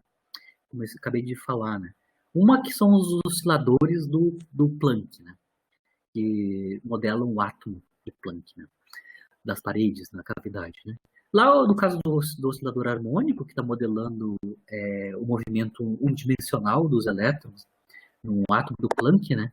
Bom, a energia mecânica a gente conhece, né? A energia cinética é dada em termos do quadrado do momento, e a energia potencial é a energia potencial elástica, né? Para o oscilador harmônico, que é proporcional a x², né?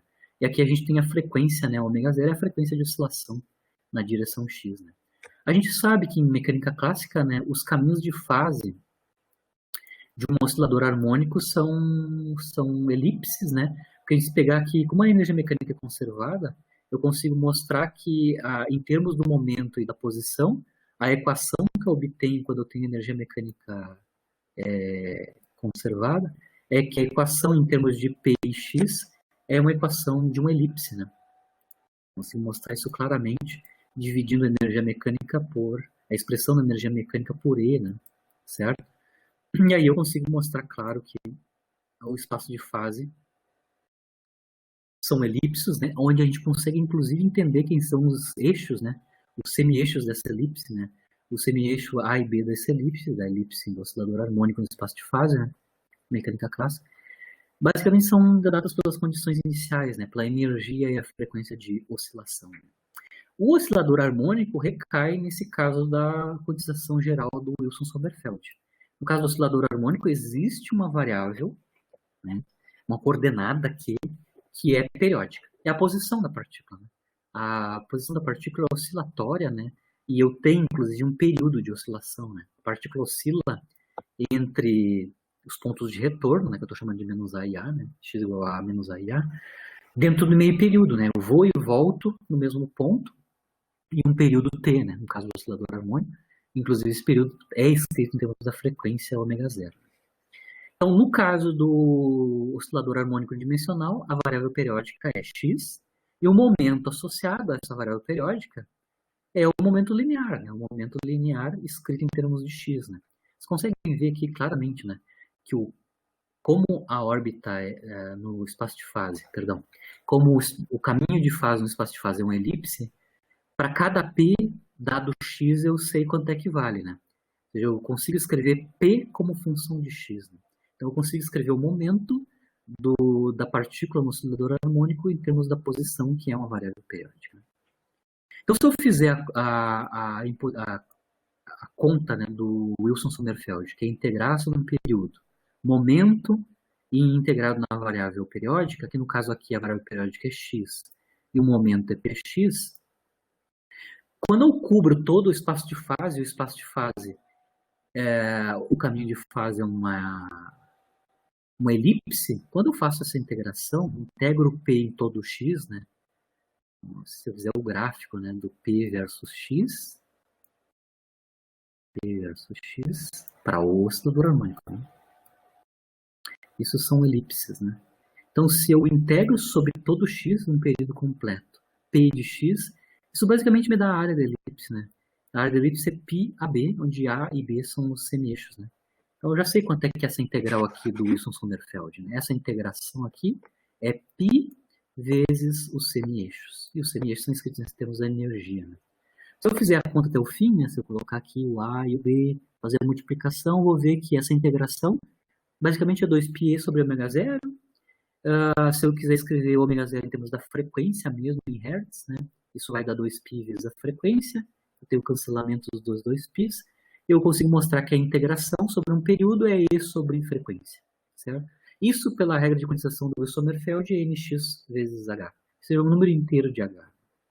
Isso automaticamente me dá a quantização do caso do Planck. Né? A energia do oscilador harmônico planckiana é o número inteiro de Hν. Aqui, claro, né? E é igual a Ni vezes H vezes Nx. Né? Onde Nx são os números inteiros da quantização da energia do Planck. Né? Se eu for ver o caso de uma órbita circular, que é o modelo do Bohr, né? Uma órbita circular com momento angular constante, né? Que é o caso de órbita circular. Né? Na verdade, qualquer força central, o momento angular é constante, né? Para qualquer tipo de força central. Né?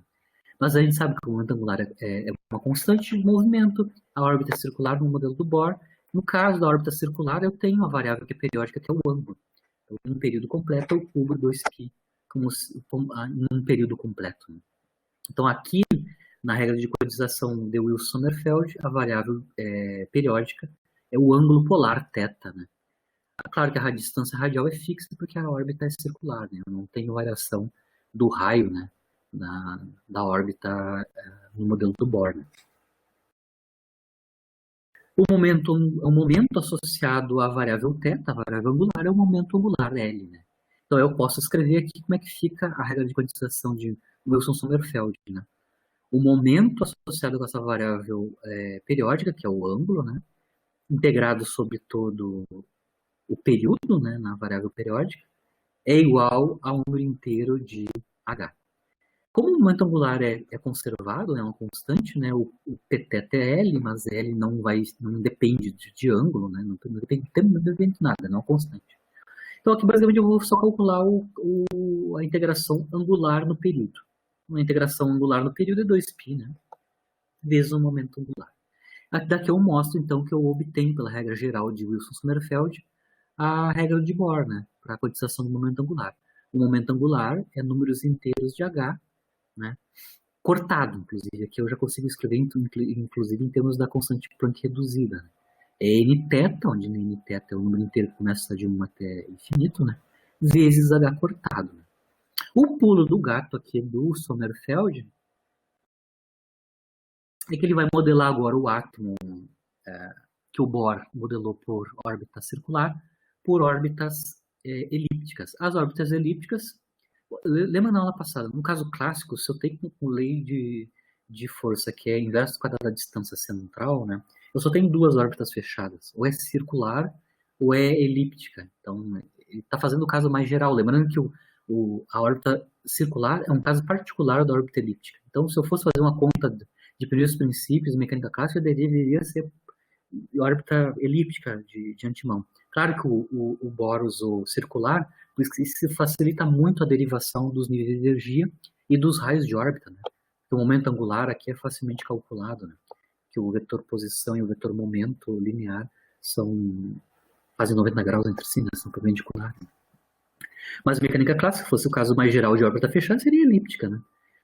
Aqui no caso da órbita elíptica, lembrando que na órbita elíptica, claro, eu tenho uma variável que é periódica, que é o próprio ângulo polar, mas eu tenho uma outra variável periódica, no caso da órbita elíptica, que é o raio de órbita. Né? O raio de órbita aqui é variável, né? Lembra que eu vou do ponto de maior aproximação até o de menor e maior aproximação do campo de força, né, para órbitas elípticas clássicas. Né? Então, eu tenho uma variação do raio de órbita, mas o raio de órbita está vinculado a viver dentro de uma região espacial radial, né? Que é a distância de maior e menor aproximação do campo do centro de força. Né? Então, eu tenho uma segunda variável periódica também aqui no caso da órbita elíptica, que é o raio de órbita, né? a parte radial. E aí eu tenho um momento linear nessa direção, na direção radial, que é o PR. Né? Então, no caso de um átomo que tem órbita elíptica, no modelo do Sommerfeld, certo? Usando a regra de quantização geral deles, né? Eu vou ter a mesma regra de quantização do momento angular, associada à variável θ, o ângulo polar, né? Ou seja, de novo eu vou ter, como no caso do Bohr, momento angular orbital, números inteiros de h cortado. Aqui eu só estou fazendo uma escrita do nθ, né? Que é o número inteiro aqui nesta regra de quantização para o momento linear, né? Eu posso escrever, ele é um inteiro que começa em 1, né? Mas eu posso escrever isso como L mais 1, onde L é um outro inteiro começando em 0. Tá? É só uma outra maneira de escrever o nθ. Mas no caso da órbita elíptica, eu tenho uma outra regra aqui. Tá? A integral do momento na parte radial, em todo R, num período, também tem que ser um número inteiro de H, onde esse número inteiro é chamado NR. Tá? Claro que no caso do Bohr, como eu não tenho o NR é zero no caso do Bohr, né? Eu só tenho a órbita é fixa, né? Eu não tenho esta regra de quantização aqui. Né? Eu consigo ver aqui na generalização do Sommerfeld, né, que o número quântico principal lá do Bohr, basicamente no caso elíptico, vai ser a soma desses dois números quânticos, né? Nθ e Nr. Então, aqui no caso da órbita elíptica do Sommerfeld, eu tenho dois números quânticos que vão dominar a dinâmica da órbita eletrônica. Tá? Não é só um número quântico. Não é só um número quântico principal, N, né? Na verdade, é a combinação de dois números quânticos, o nθ ou o L, como tu quiseres, né? E o número quântico radial, o Nr aqui, tá?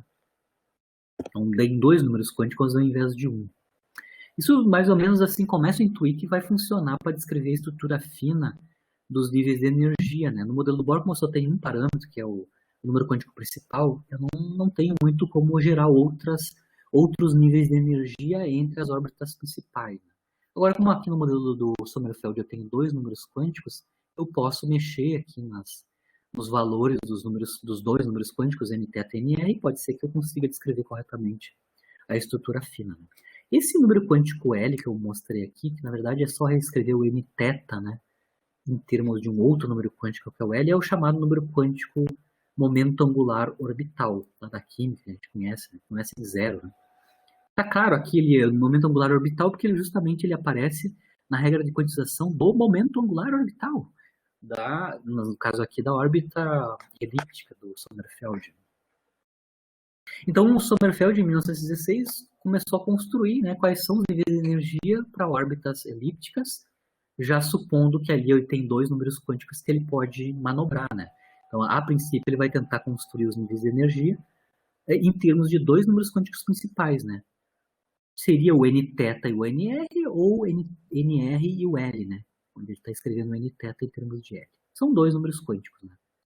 O número quântico radial e o número quântico momento angular orbital. Mas tem dois, né? Tem dois. Se eu for lá para o curso de mecânica clássica, até eu sei escrever em mecânica clássica quem é o PR, né? Que é o momento angular na direção radial, que é massa vezes o R ponto, né? Que é a velocidade na direção radial. Né? Mecânica clássica dá para resolver. Então, eu vou mostrar aqui só rapidamente qual é que é a cara, para mostrar que esses dois números quânticos, o NR e o L, ou NR e θ, no modelo Sommerfeld, na verdade, eles não são independentes, tá? Eles estão conectados, né? Então, se eu for lá para mecânica clássica, tá? E escrever explicitamente quem é o momento linear na parte radial, componente radial, o PR, em mecânica clássica é sabido. Ele é raiz quadrada, depende do quadrado do momento angular, depende do potencial, que é o potencial coulombiano, e da energia mecânica do sistema. Então, lá em mecânica clássica, eu sei quem é o momento angular na direção radial. Se eu integrar essa criatura aqui no período, certo? Aqui faltou o DR, né? Integrar em distâncias radiais que cobrem um período, né? Aqui eu estou integrando duas vezes da distância de menor aproximação e maior aproximação do centro de força. Isso me cobre todo o período, né? Faltou aqui ainda botar o DR, né? Eu vou ver que isso, no final das contas, quando eu faço essa integração, que é casca grossa, essa integração aqui, né? É uma raiz quadrada. Ela pode ser feita analiticamente, inclusive, né? E ela vai depender do momento angular. O momento angular, na verdade, está aparecendo já aqui explícito, né? Então, eu posso escrever aquela segunda regra de quantização para a variável R, que também é periódica na órbita elíptica, né? Em termos do momento angular e dos eixos, semi-eixos A e B da órbita elíptica, certo? Isso é igual a NR H cortado na regra de quantização de Wilson-Sommerfeld, né? Com isso, eu consigo mostrar para vocês que, na verdade, o N-teta e o NR, que são os dois números quânticos do modelo de Sommerfeld, não são independentes. Porque o L pode ser escrito tanto em termos do N-teta, direto, né, que é essa primeira quantização relação de quantização, que é igual ao do Bohr, né? É igual ao do Bohr. Mas também o L pode ser escrito em termos do número quântico radial aqui, o NR também. Tá? Se eu isolar o L aqui, tu vai ver que o L também é igual a NR dividido pela A sobre B, que são os semi-eixos da elipse, menos 1. Né? Isso significa que, várias coisas, né? Que esses dois números quânticos, o N-teta e o NR, não são independentes no modelo do Sommerfeld, e que quem controla o semi-eixo maior e menor da elipse, se ela vai ser uma elipse mais alongada, menos alongada, qual é, que é a forma específica da elipse na órbita desse elétron no modelo Sommerfeld? Basicamente pode ser escrita em termos da razão do número quântico principal do Bohr e o número quântico extra aqui do Sommerfeld, que é o N-teta. Tá? Na verdade é esta a razão aqui, mas eu estou escrevendo ela em termos do número quântico principal. O N quadrado é a soma, lembra, né? L quadrado é a soma ao quadrado desses caras aqui, o N-teta e o NR. O número quântico principal do Bohr é reconstruído a partir da soma de dois números quânticos, o angular e o radial. O Sommerfeld refez o cálculo do Bohr, só agora assumindo a órbita elíptica e dois números quânticos. Quando ele faz a conta não relativística, que foi o que o Bohr fez, né, ele mostra que o resultado para os níveis de energia é o menos do Bohr. Ou seja, ele consegue mostrar que os níveis de energia de uma órbita elíptica, no caso não relativístico, tem uma dependência que cai como 1 sobre n ao quadrado, certo? Ou seja, em termos do número quântico principal, de novo, como o caso do Bohr. Mesmo o número quântico principal sendo igual à soma de dois números quânticos separados, mas que estão conectados entre si, né? Os níveis de energia são os mesmos do Bohr. Então, mesmo usando a órbita elíptica, os níveis de energia desse elétron orbitando em órbita elíptica também são os mesmos, basicamente os do Bohr. Exatamente os do Bohr. Tá? Então, não adiantou nada fazer a conta não relativística. Ele viu que o problema é justamente fazer a conta não relativística. Se ele volta no modelo do Bohr, ele não consegue resolver o problema da estrutura fina, né? Basicamente. Então ele vai fazer a conta relativística. Isso é o trabalho de 1916 do Sommerfeld. Então ele refaz a conta, agora relativística, usando uma órbita elíptica e em função de tentar reconstruir em termos de dois números quânticos, né? O número quântico principal e o número quântico momento angular orbital, o Lzinho, né? Ou o N-θ, no caso. Né? Ele consegue mostrar explicitamente que a órbita, no caso relativístico, né? Aí sim, depende explicitamente, separadamente de dois números quânticos, né? Do número quântico principal e do número quântico L. Tá aqui explícito, aqui tá a cara complicada, né?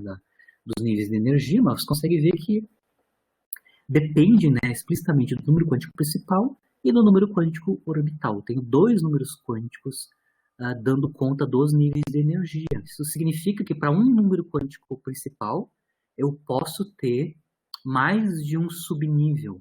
Os subníveis vão depender de quanto vale o L, né, o número quântico orbital, momento angular orbital, certo? Mas eu tenho uma expressão que depende de dois números quânticos, né? E aí eu consigo dar conta, o Sommerfeld consegue dar conta da estrutura fina, né, do átomo de hidrogênio, por exemplo, que já começava a aparecer quando submete o átomo a campos eletromagnéticos, né?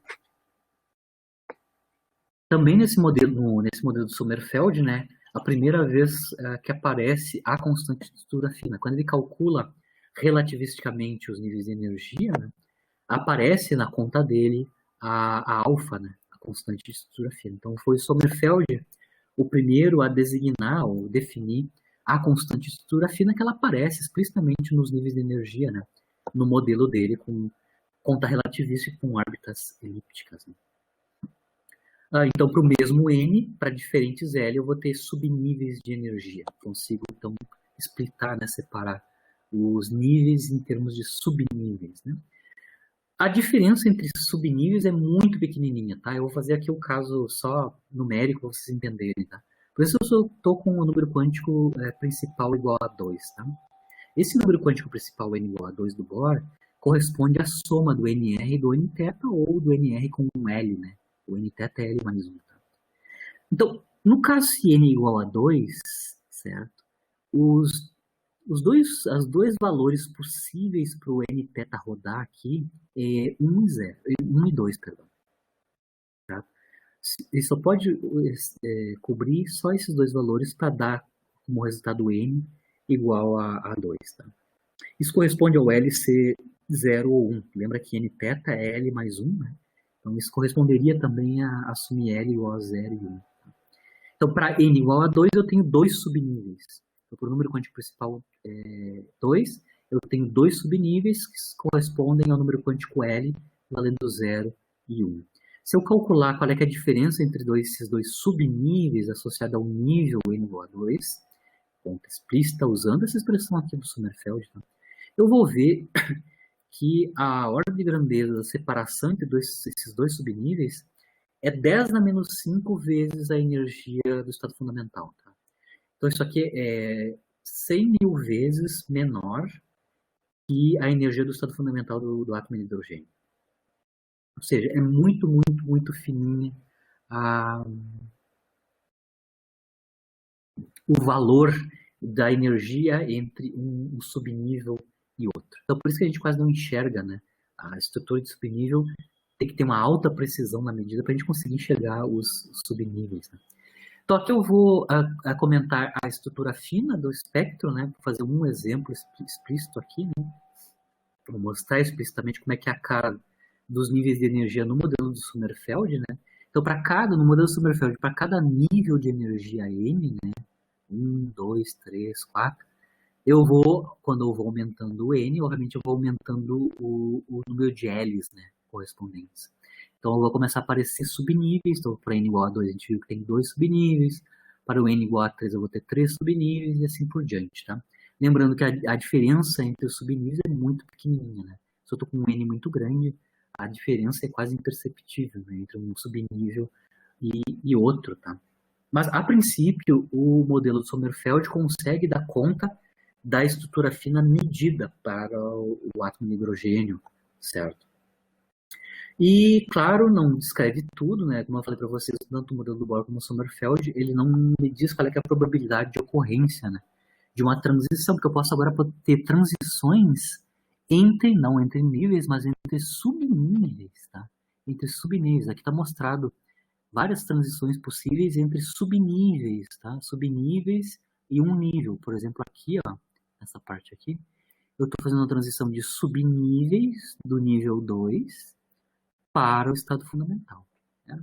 Aqui para o nível 3, para o nível entre o 3 e o 2, diferentes transições entre diferentes subníveis associados ao número quântico L. Né? Do ponto de vista experimental, você consegue ver, eu estou botando tracejados e linhas cheias, tá? Tracejados são transições que não são observadas na natureza. Tá? Então, certas transições entre subníveis são observadas, outras não. Mas as observadas são corretamente descritas pelo modelo de Sommerfeld, que é uma extrapolação, né, uma melhoria do modelo do Bohr originalmente. Tá? Essas transições, né, que não ocorrem, né, dão origem a uma coisa que a gente chama experimentalmente como regra de seleção, né? Ou seja, só algumas transições entre subníveis ocorrem na natureza. Né? A gente consegue mostrar, olhando o espectro, né, que as transições que ocorrem na natureza são aquelas onde o número quântico n-θ, ou L, né, a diferença entre os números quânticos n-θ no início e no fim da transição dá um valor mais ou menos 1. Então, algumas não são observadas, aí as observadas correspondem ao espectro predito pelo modelo do Sommerfeld. Né? Isso, então, é só para terminar a questão do modelo do Sommerfeld como uma generalização no caso do Bohr. Né? E é só para terminar, eu vou continuar na aula que vem a questão da aplicação de exercício de fixação. Eu vou fazer só 3 rapidinhos aqui, que envolvem níveis de energia, tanto na excitação quanto na desexcitação. Então, aqui meu primeiro exercício. Eu tenho um fóton, né, que é emitido quando o átomo de hidrogênio faz essa transição aqui, ó, tá? Transitando do nível N igual a 4 para o nível N igual a 2. Então, tem a transição entre duas órbitas, né? N igual a 4 e N igual a 2. Cada uma dessas órbitas tem suas energias específicas no átomo do Bohr. Né? Eu quero calcular qual é a frequência desse fóton emitido, qual é o comprimento de onda correspondente a essa frequência e qual é a energia, né, desse fóton emitido. No modelo do Bohr, para eu calcular tanto a energia quanto os comprimentos de onda e frequência do fóton emitido na absorção ou na emissão, eu vou ter que calcular a energia desse fóton emitido, no caso aqui. Né? A energia de fóton emitido no modelo do Bohr, basicamente, é a diferença das energias dos níveis. Né? Como os níveis de energia são negativos, porque são estados ligados aqui, eu vou tomar o módulo, tá? Mas basicamente é a diferença entre os níveis do estado inicial e final, né? Que o NF menos o NI vai me dar, o módulo disso vai me dar qual é, que é a energia do fóton que vai ser emitido na emissão de radiação para esta transição. Né? Isso aqui é o terceiro estado excitado para o primeiro estado excitado do átomo de hidrogênio. Então, isso aqui, no nosso caso aqui, eu conheço os N's, né? O final e o inicial. O final é o segundo, é o N igual a 2, e o inicial é o N igual a 4. Escrevo aqui, eu sei no átomo de hidrogênio de Bohr, qual é que a dependência em N dos níveis de energia, né? O nível N de energia é o E1, né? Que é a energia do estado fundamental, dividido por N quadrado. Né? Então, aqui eu consigo calcular cada uma dessas energias usando a fórmula de Bohr para os níveis de energia no átomo de hidrogênio. Tá? Isso é E1 sobre 2 ao quadrado e E1 sobre 4 ao quadrado. Expressão dos níveis de energia. Fatoro aqui o módulo de E1, né? E aqui eu tenho os quadrados para tomar conta. Né? O que sobra aqui nessa transição 4 para 2, né? Sobra 3/16 de E1, que é a energia do estado fundamental do hidrogênio, ou seja, é 3/16 do 13,6, né, eletrovolts. Certo? Isso vai me dar 2,55 eletrovolts, essa é a energia do fóton emitido nessa transição, do nível N igual a 4 para o nível N igual a 2. Se eu sei a energia desse fóton, aí é barbada calcular a frequência e o número de onda. A frequência é a energia dividido por H cortado, por H, perdão, né? Lembra que E igual a HN, né? Então, I é a energia do fóton dividido pela constante de Planck. A energia eu acabei de calcular, 2,55. Constante de Planck, claro, necessariamente escrito em termos de eletronvolts, né? Que eu quero a frequência em hertz, né? Então, aqui eu estou escrevendo a constante de Planck em unidade de eletrovolt. Isso é 4,136, 10 na menos 15 eletrovolts vezes segundos. Tá? Quando eu vou, claro que vai sobrar aqui é inverso de segundo, que é hertz. Né? Então, o que eu obtenho é 6,15, 10 na 14 hertz. Essa é a frequência desse fóton de energia 2,55 que foi emitido quando eu fiz essa transição do N igual a 4 para o N igual a 2. Comprimento de onda, se eu sei a frequência, é o C sobre μ, né, da frequência. A frequência em hertz, aqui eu sei em SI, né, até os 10 na 8. Dá esse número em metros, isso em nanômetros dá 488 nanômetros. Né? Então, na transição N igual a 4 para N igual a 2, é um comprimento de onda visível. Isso aqui é da série de Balmer, né? Isso aí é uma das transições correspondentes à série de Balmer. Né? A Balmer são níveis superiores chegando no nível N igual a 2. Né? Todas as marcas da série de Balmer vêm dessas transições. Né? É exatamente o visível aqui, 488 está dentro do espectro visível. Né? Isso é série de Balmer. Né? Essa é uma das transições que geram as frequências ou comprimentos de onda da série de Balmer. Né? Aqui eu volto para Balmer, né? Então eu sei que no modelo de Bohr a série de Balmer é gerada então de órbitas mais externas, chegando como final o N igual a 2, o estado N igual a 2. Né? O primeiro estado é o estado do átomo de hidrogênio. Se eu estou na série de Balmer, eu sei que chega em N igual a 2 no modelo do Bohr, né? Qual é que é a maior e a menor frequência ou comprimento de onda, na verdade, aqui, né? Qual é o maior e menor comprimento de onda na série de Balmer, sabendo que na série de Balmer, no modelo do Bohr, são transições de órbitas mais elevadas até a órbita N igual a 2. Isso me descreve todas as raias da série de Balmer, que é a visível, né? Que é o espectro visível das raias do hidrogênio. Né? Bom, para calcular o menor comprimento de onda e o maior comprimento de onda, é só olhar a frequência, né?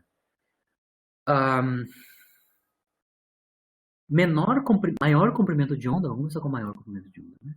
Fóton de maior comprimento de onda corresponde à frequência menor possível. Né? Menor possível. A frequência menor possível corresponde a fótons que estão sendo emitidos, obviamente, com um nível de energia mais próximos possível do N igual a 2. Ou seja, é a transição do N igual a 3 para o N igual a 2. Se eu vou do 3 para o 2, eu vou de um nível imediatamente maior que o 2 e vou para o 2 diretamente, a energia aqui que eu faço, a diferença de energia nessas transições aqui é a menor possível. Se a energia é a menor possível, vai ter a menor frequência. Se ela tem a menor frequência, automaticamente ela vai ter a maior comprimento de onda. Então aqui eu tenho a energia emitida nessa transição de 3 para 2. Basicamente a gente usa o modelo do Bohr para calcular o valor da energia do fóton, né? A diferença das energias dos dois estados, né? Partindo do 3 chegando no 2, inicial 3, final 2, calcula. Isso dá 5,36 avos da energia do estado fundamental do hidrogênio. Se eu sei a energia do fóton, eu consigo calcular qual é que é o comprimento de onda dele, né? O comprimento de onda dessa transição, que eu estou chamando de 2, 3, né? Partindo do 3 chegando no 2, é HC sobre a energia. Né? Perfeito? Então eu consigo calcular a partir da frequência e escrevo isso em termos do comprimento de onda, né? Se eu sei a energia. Botando em números aqui, eu só fiz um passo que eu estou escrevendo o HC em termos da constante de Planck reduzida, que é o H cortado C. Né? Então, lá passada a gente calculou explicitamente quanto é que é em unidade de eletrovolts. Né? O H cortado C em unidade de eletrovolts, né, é 1973 eletrovolts vezes angstroms. Então, com isso eu consigo calcular os comprimentos de onda em unidades de angstrom. Né? Então, aqui eu tenho 2π, H cortado C, em angstroms vezes eletrovolt, e embaixo a energia, né, que a gente calculou aqui, né, a energia desse fóton, que é os 5,36 avos da energia do estado fundamental do hidrogênio. Né. Em unidade de eletrovolt, isso vai sair em angstroms. Né. se tu quiseres. Em nanômetros, isso vai dar 656 nanômetros. Eu estou escrevendo em nanômetros para ficar fácil de ver que é visível, né? Mas a resposta sai em anos, sobre 10 a menos 10 aqui. Esse é o maior comprimento de onda. O maior comprimento de onda está associado a menor frequência, a menor frequência está associada a transições com menor energia entre elas, né? Que é as imediatamente mais próximas, né? Que é o 3/2 no caso do Balmer. Um menor comprimento de onda é associado a maior frequência, né? A maior frequência é a maior transição, né? Do 2 eu venho de órbitas muito grandes, então a órbita que vai me dar maior frequência, ou maior energia do fóton emitido, vai ser aquela que está com N infinito chegando em 2. Né? Por isso eu calculo de novo a energia do fóton para essa transição, de N infinito para 2, né, que é o Balmer. Calculo aqui explicitamente, isso vai dar 1/4 da energia do estado fundamental do hidrogênio. Né? Onde aqui o ponto de partida, né, é no infinito e chega no 2. Né? O comprimento de onda correspondente a essa maior frequência, né, pode ser calculado como o caso anterior, né? Substituo aqui a energia desse fóton, 1/4 do 3.6, eu vou ver que isso dá 365 nanômetros numericamente. Né? Então aqui eu cubro, controlo, sabendo que tipo de transição está ocorrendo, o menor e o maior comprimento de onda na série de Balmer. Né? Lembrando que na série de Balmer eu estou fazendo transições de níveis superiores para o N igual a 2, o primeiro estado citado do átomo de hidrogênio. Né? Aqui só está uma figura representativa, né, das raias, né, da série de Balmer. Né? E aqui os comprimentos de onda, que são coloridos, né, que realmente são no visível, né, vermelho, verde, azul e violeta. Né? E as transições que eu acabei de falar aqui. Né?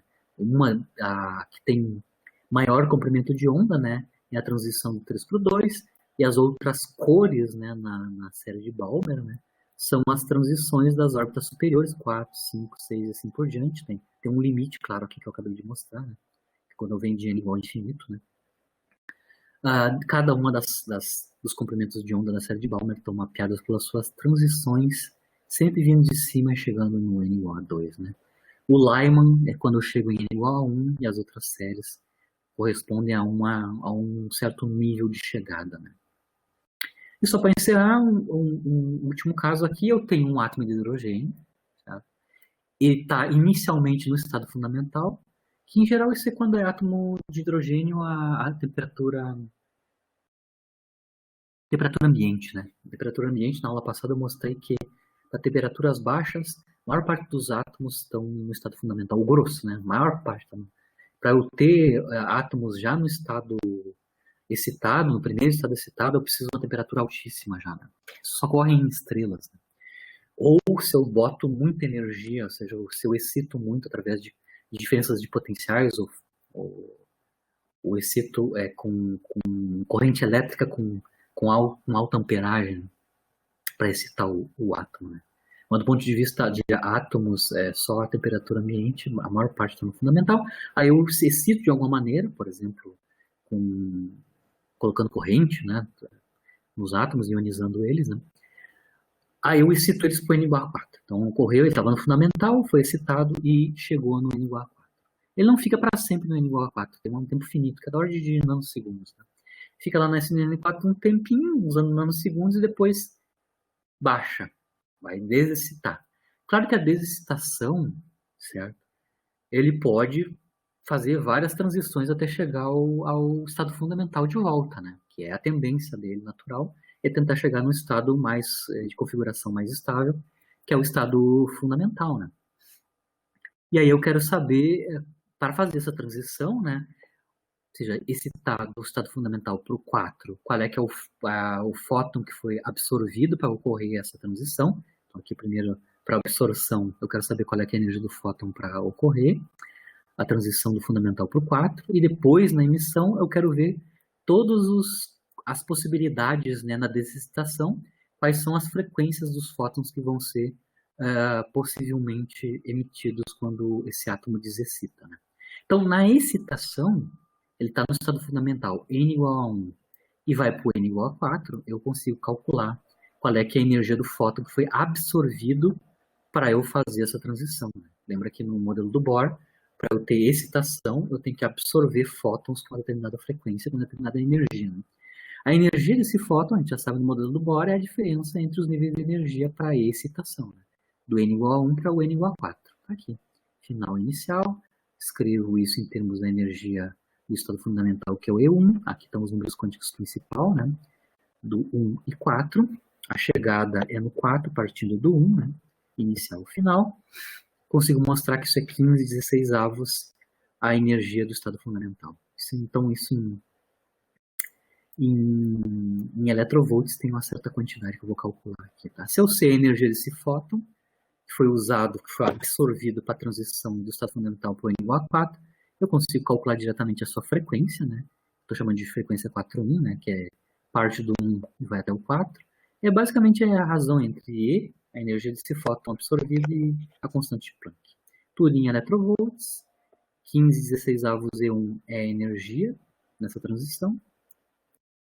Isso dá 3 × 10⁻⁵ Hz. Tá? Essa é a energia do fóton que foi absorvida para fazer a transição. Aí ele chegou no estado excitado. Quando ele chegou no estado excitado, ele vai desexcitar, até chegar ao estado fundamental, que é o objetivo dele. Né? É o estado de configuração mais estável. Então, eu vou partir de N igual a 4 para N igual a 1. Só que, certo? Tem várias maneiras de fazer essas transições do N igual a 4 para o N igual a 1. Eu posso fazer a transição direta do 4 para 1, que é o conto do preguiçoso, né? Vai direto do 4 para 1. Com isso emite um fóton, né? Que vai corresponder, inclusive, da série de Lyman, né? Uma das raias da série de Lyman é essa transição, N igual a 4 direto para o N igual a 1. Mas eu posso ter escalonado aqui, tá? Eu posso fazer pitstops, né? Entre um nível e outro até chegar no fundamental. Então aqui eu vou calcular um por um, tá? Qual é que é a frequência do fóton emitido quando eu faço a transição direta, né? Esta aqui, né? Eu vou direto do N igual a 4 e chego direto imediatamente no N igual a 1. Essa frequência é a mesma que foi absorvida, né? Se a frequência do fóton que foi absorvida para ir do 1 ao 4 é 3 × 10⁻⁵ Hz. Para ir do 4 ao 3 é a mesma energia, então a mesma frequência, né? É o 3 × 10⁻⁵ Hz para fazer a transição direta. Agora eu tenho outras possibilidades, tá? Tem 3 possibilidades de transição não diretas, intermediárias, né? Eu posso, por exemplo, ir do 4 para 2 e do 2 para o 1. Eu posso ir do 4 para o 3 e do 3 para o 1. E ainda o mais complicado, que é o mais demorado, né? Que é o 4 para o 3, o 3 para o 2 e o 2 para o 1. Tem 3 possibilidades aí para transições não diretas. Né? E aí eu vou calcular qual é que é a frequência de cada emissão quando eu faço esses tipos de transições. Né? Se eu quero calcular qual é que é a frequência entre dois níveis, né, para a frequência do fóton emitido entre transições do nível inicial para o nível final, eu já sei calcular, né? É a energia do fóton associado com essa transição dividido por H de Planck, né? Ou seja, basicamente eu sei isso escrito, a energia do fóton em termos das diferenças dos níveis de energia, em termos dos números quânticos principais eu já sei calcular, está aqui tudo explícito. Se eu escrever explicitamente, numericamente, quanto é que é a energia do estado fundamental dividido pela constante Planck, isso tem unidade de Hertz, né, de frequência. Né? É 3,28 10⁻⁵ Hz. E aí eu só vou manipulando aqui os números quânticos principais associados às transições que eu estou interessado. Então, por exemplo, para ir indiretamente do 4 para o 1, eu posso ir do 4 para o 2 e do 2 para o 1. A frequência de do 4 para o 2, vem aqui, substituo os números quânticos principais para 4 e 2, né? Eu vou ver que isso dá 6 10⁻⁴ Hz. E do 2 para o 1, também posso fazer a mesma conta aqui, explicitamente aqui, ó. Eu obtenho a frequência em Hertz só colocando os números quânticos dos dois níveis, né? 2, 1, 4, 2, tudo aqui explícito. Eu posso ir do 4 para o 3 e do 3 para o 1, segunda opção, né? Então aqui as frequências correspondentes. E finalmente, aquela mais demorada, né? Que é do 4 para o 3, 3 para o 2 e finalmente para o 2 para o 1. São 3 transições intermediárias. Cada uma delas tem as suas frequências, que eu posso calcular diretamente aqui da fórmula de Bohr para a energia do elétron, do fóton emitido, e aí eu consigo a sua frequência. Como eu estava falando para vocês, uma das limitações, quais dessas aqui são mais dessas transições que eu falei, que tem várias transições para ir do n igual a 4 até o igual a n igual a 1, né? Quais delas são as mais prováveis e as menos prováveis? Ou se alguma delas nem é permitida, nem vai ser observada. Né? Isso o modelo do Bohr não dá conta, ele só dá conta de quais, se ocorrer essa transição, ou quanto é que é a frequência ou o comprimento de onda. Né? Na mecânica quântica atual, a gente consegue, tanto no Schrödinger quanto na de Heisler, né? A gente consegue calcular quais são as permitidas e as proibidas, né? E inclusive quais que são as mais prováveis, né? As probabilidades de ocorrência. Mas no modelo do Bohr isso não é possível. Eu vou encerrando a aula de hoje aqui. Na aula que vem ainda vou fazer alguns exercícios de fixação que faltaram do modelo do Bohr ainda, né? Fazer parte numérica, né? Mas na aula que vem, do ponto de vista de conteúdo, eu vou introduzir então a questão das ondas de matéria, né? Ou seja, a dualidade onda-partícula introduzida pelo Louis de Broglie, né? Onde ele associa a matéria, certo? Na verdade, ao momento linear da matéria, né? Um comprimento de onda que a gente chama de comprimento de onda de Broglie. Né? A ideia do de Broglie é basicamente fazer a ideia reversa do Einstein. No caso do Einstein, no caso do Compton, né? Eles consideraram a radiação como sendo corpuscular na forma do fóton, né? E o fóton tem momento, né? Então, tanto no efeito Compton quanto no efeito fotoelétrico, o Einstein e o Compton consideraram o fóton, a radiação, como tendo caráter corpuscular, né? E tendo um momento linear. O que o de Broglie vai fazer é perguntar se o inverso ocorre, né? Ou seja, para a matéria que tem um momento linear conhecido, que a física clássica conhece, né, eu consigo associar um comprimento de onda típico associado a esse momento linear, como no caso do fóton eu consegui fazer, né, sendo o fóton corpuscular, mas tem um comprimento de onda que é inversamente proporcional ao seu momento, né, ele vai fazer a pergunta reversa, né, e vai mostrar que sim, essa hipótese é possível, e inclusive é consistente com os dados experimentais. Né? Eu posso ter matéria se comportando como ondas, né? A gente tem, por exemplo, difração de elétrons, que elétron é matéria, né? Eu tenho difração de elétrons, porque difração é algo típico da radiação, né? De luz ou de radiação eletromagnética, né? Mas eu consigo ver, em alguns casos, claro, em certos contextos, né? Difração de matéria, difração de elétrons, difração de moléculas grandes, que são objetos macroscópicos, né? Relativamente macroscópicos, também apresentando características de difração associada ao caráter ondulatório. Né? Então, na aula que vem, a gente vai mostrar a hipótese do de Broglie, vamos mostrar como é que a gente calcula esses comprimentos de onda da matéria, né? E como é que ela é utilizada pelo de Broglie, por exemplo, para explicar também as órbitas dos raios do Bohr, né, por exemplo. Tá?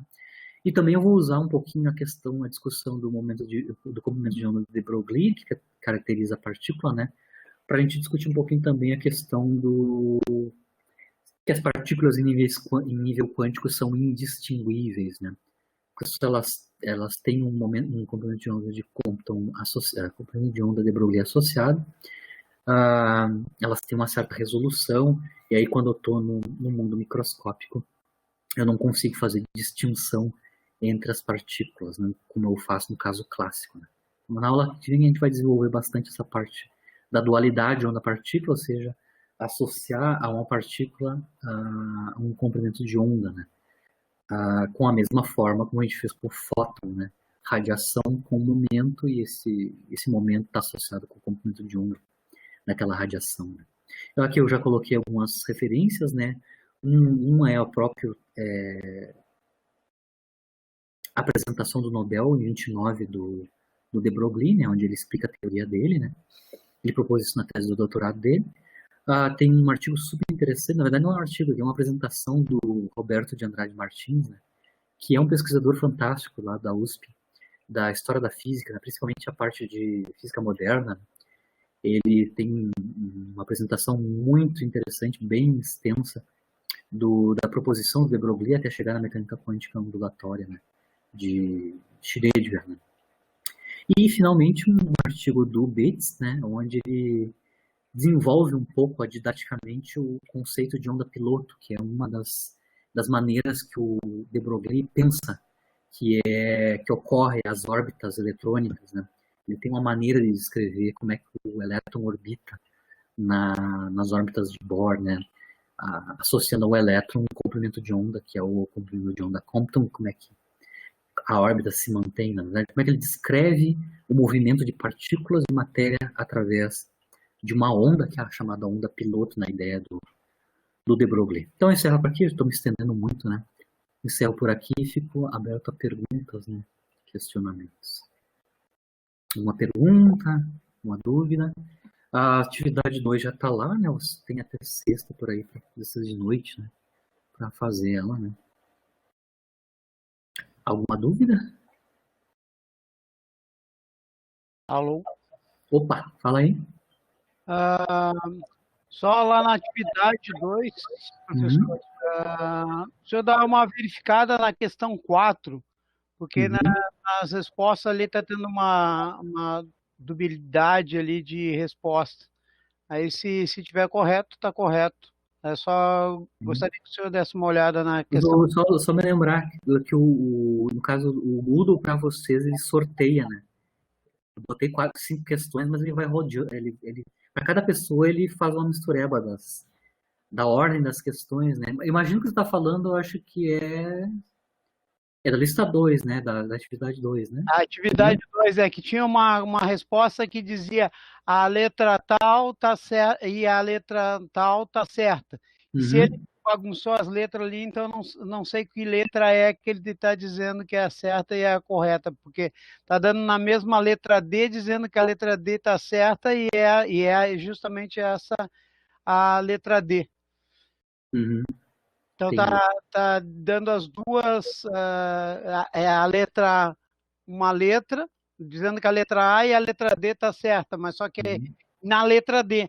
Então quer dizer que se ele alterou ali as posições ali, ficou essa alternativa ali ficou confusa. E eu não estou vendo exatamente se aquilo ali é o correto. Eu acho que não. Tem um erro nessa resposta. Todas as questões que eu estou colocando lá só tem uma resposta certa. Não tem duas. É só uma. Não, concordo, mas só que uma delas é isso, que diz que duas estão corretas e está dando em cima de uma na letra D. Ela mesma é a própria questão. Sorteado assim, então se esse negócio sorteia, ele vai ter essa dubiedade com os outros colegas também. Entendi. Eu coloquei numa certa ordem e ele muda, né? A ordem. E aí ficou essa que duas alternativas estavam corretas e aí tá dando junto, né? Entendi. Eu não acredito que seja aquelas como correta pelo que eu vi. Só tem uma certa. No caso, eu sempre selecionei só uma delas é verdadeira. Tá, ok. Então significa que essa que tem duas ali, que as duas são verdadeiras, está errada. Só uma, independente se está baralhado aí, essa aí tá fora já, porque só tem uma resposta certa. É só uma para cada. Eu até, na verdade, eu escrevo lá, eu tentei dar um feedback, quando tu marca ela, eu coloquei lá a resposta se estava certo ou errado. Não sei se quando vocês fazem já aparece. Já aparece se está certo ou errado. Não temos retorno se está certo ou está errado. Só depois que o senhor corrige, aí só sabemos a nota final, mas não tem um retorno se deu certo ou qual deu errado. Mas eu queria saber, vocês estão recebendo as correções ou não? Conseguem ver lá? Eu não vi correção, como eu acertei todas da primeira, eu não vi as respostas, as correções, não vi se tinha alguma errada ou não. Sim. Eu vou dar uma olhada lá no Moodle, ver se está automático isso, ou eu preciso acionar, né, a resposta. Eu vou dar uma olhada já lá. Tranquilo. Mas aquela ali só tem uma resposta. Essa daí que é duas não pode ser. Certo? Na aula de hoje já vi umas 2 ou 3 respostas, né, É, delas ali. que as perguntas são da semana passada, mas como envolve Bohr, a maior parte da aula de hoje foi a parte do Bohr também. Tem muita coisa aqui, né? Eu vou continuar fazendo mais exercícios na aula que vem sobre o modelo do Bohr, para cobrir bastante, né? Depois a gente vai para o de Broglie, aos poucos. Certo? Mais alguma dúvida? Boa noite para quem Não, só vai. eu mesmo. Tá bom. Boa noite, Boa professor. noite, não tem mais dúvidas. A gente nos vemos na quinta, então.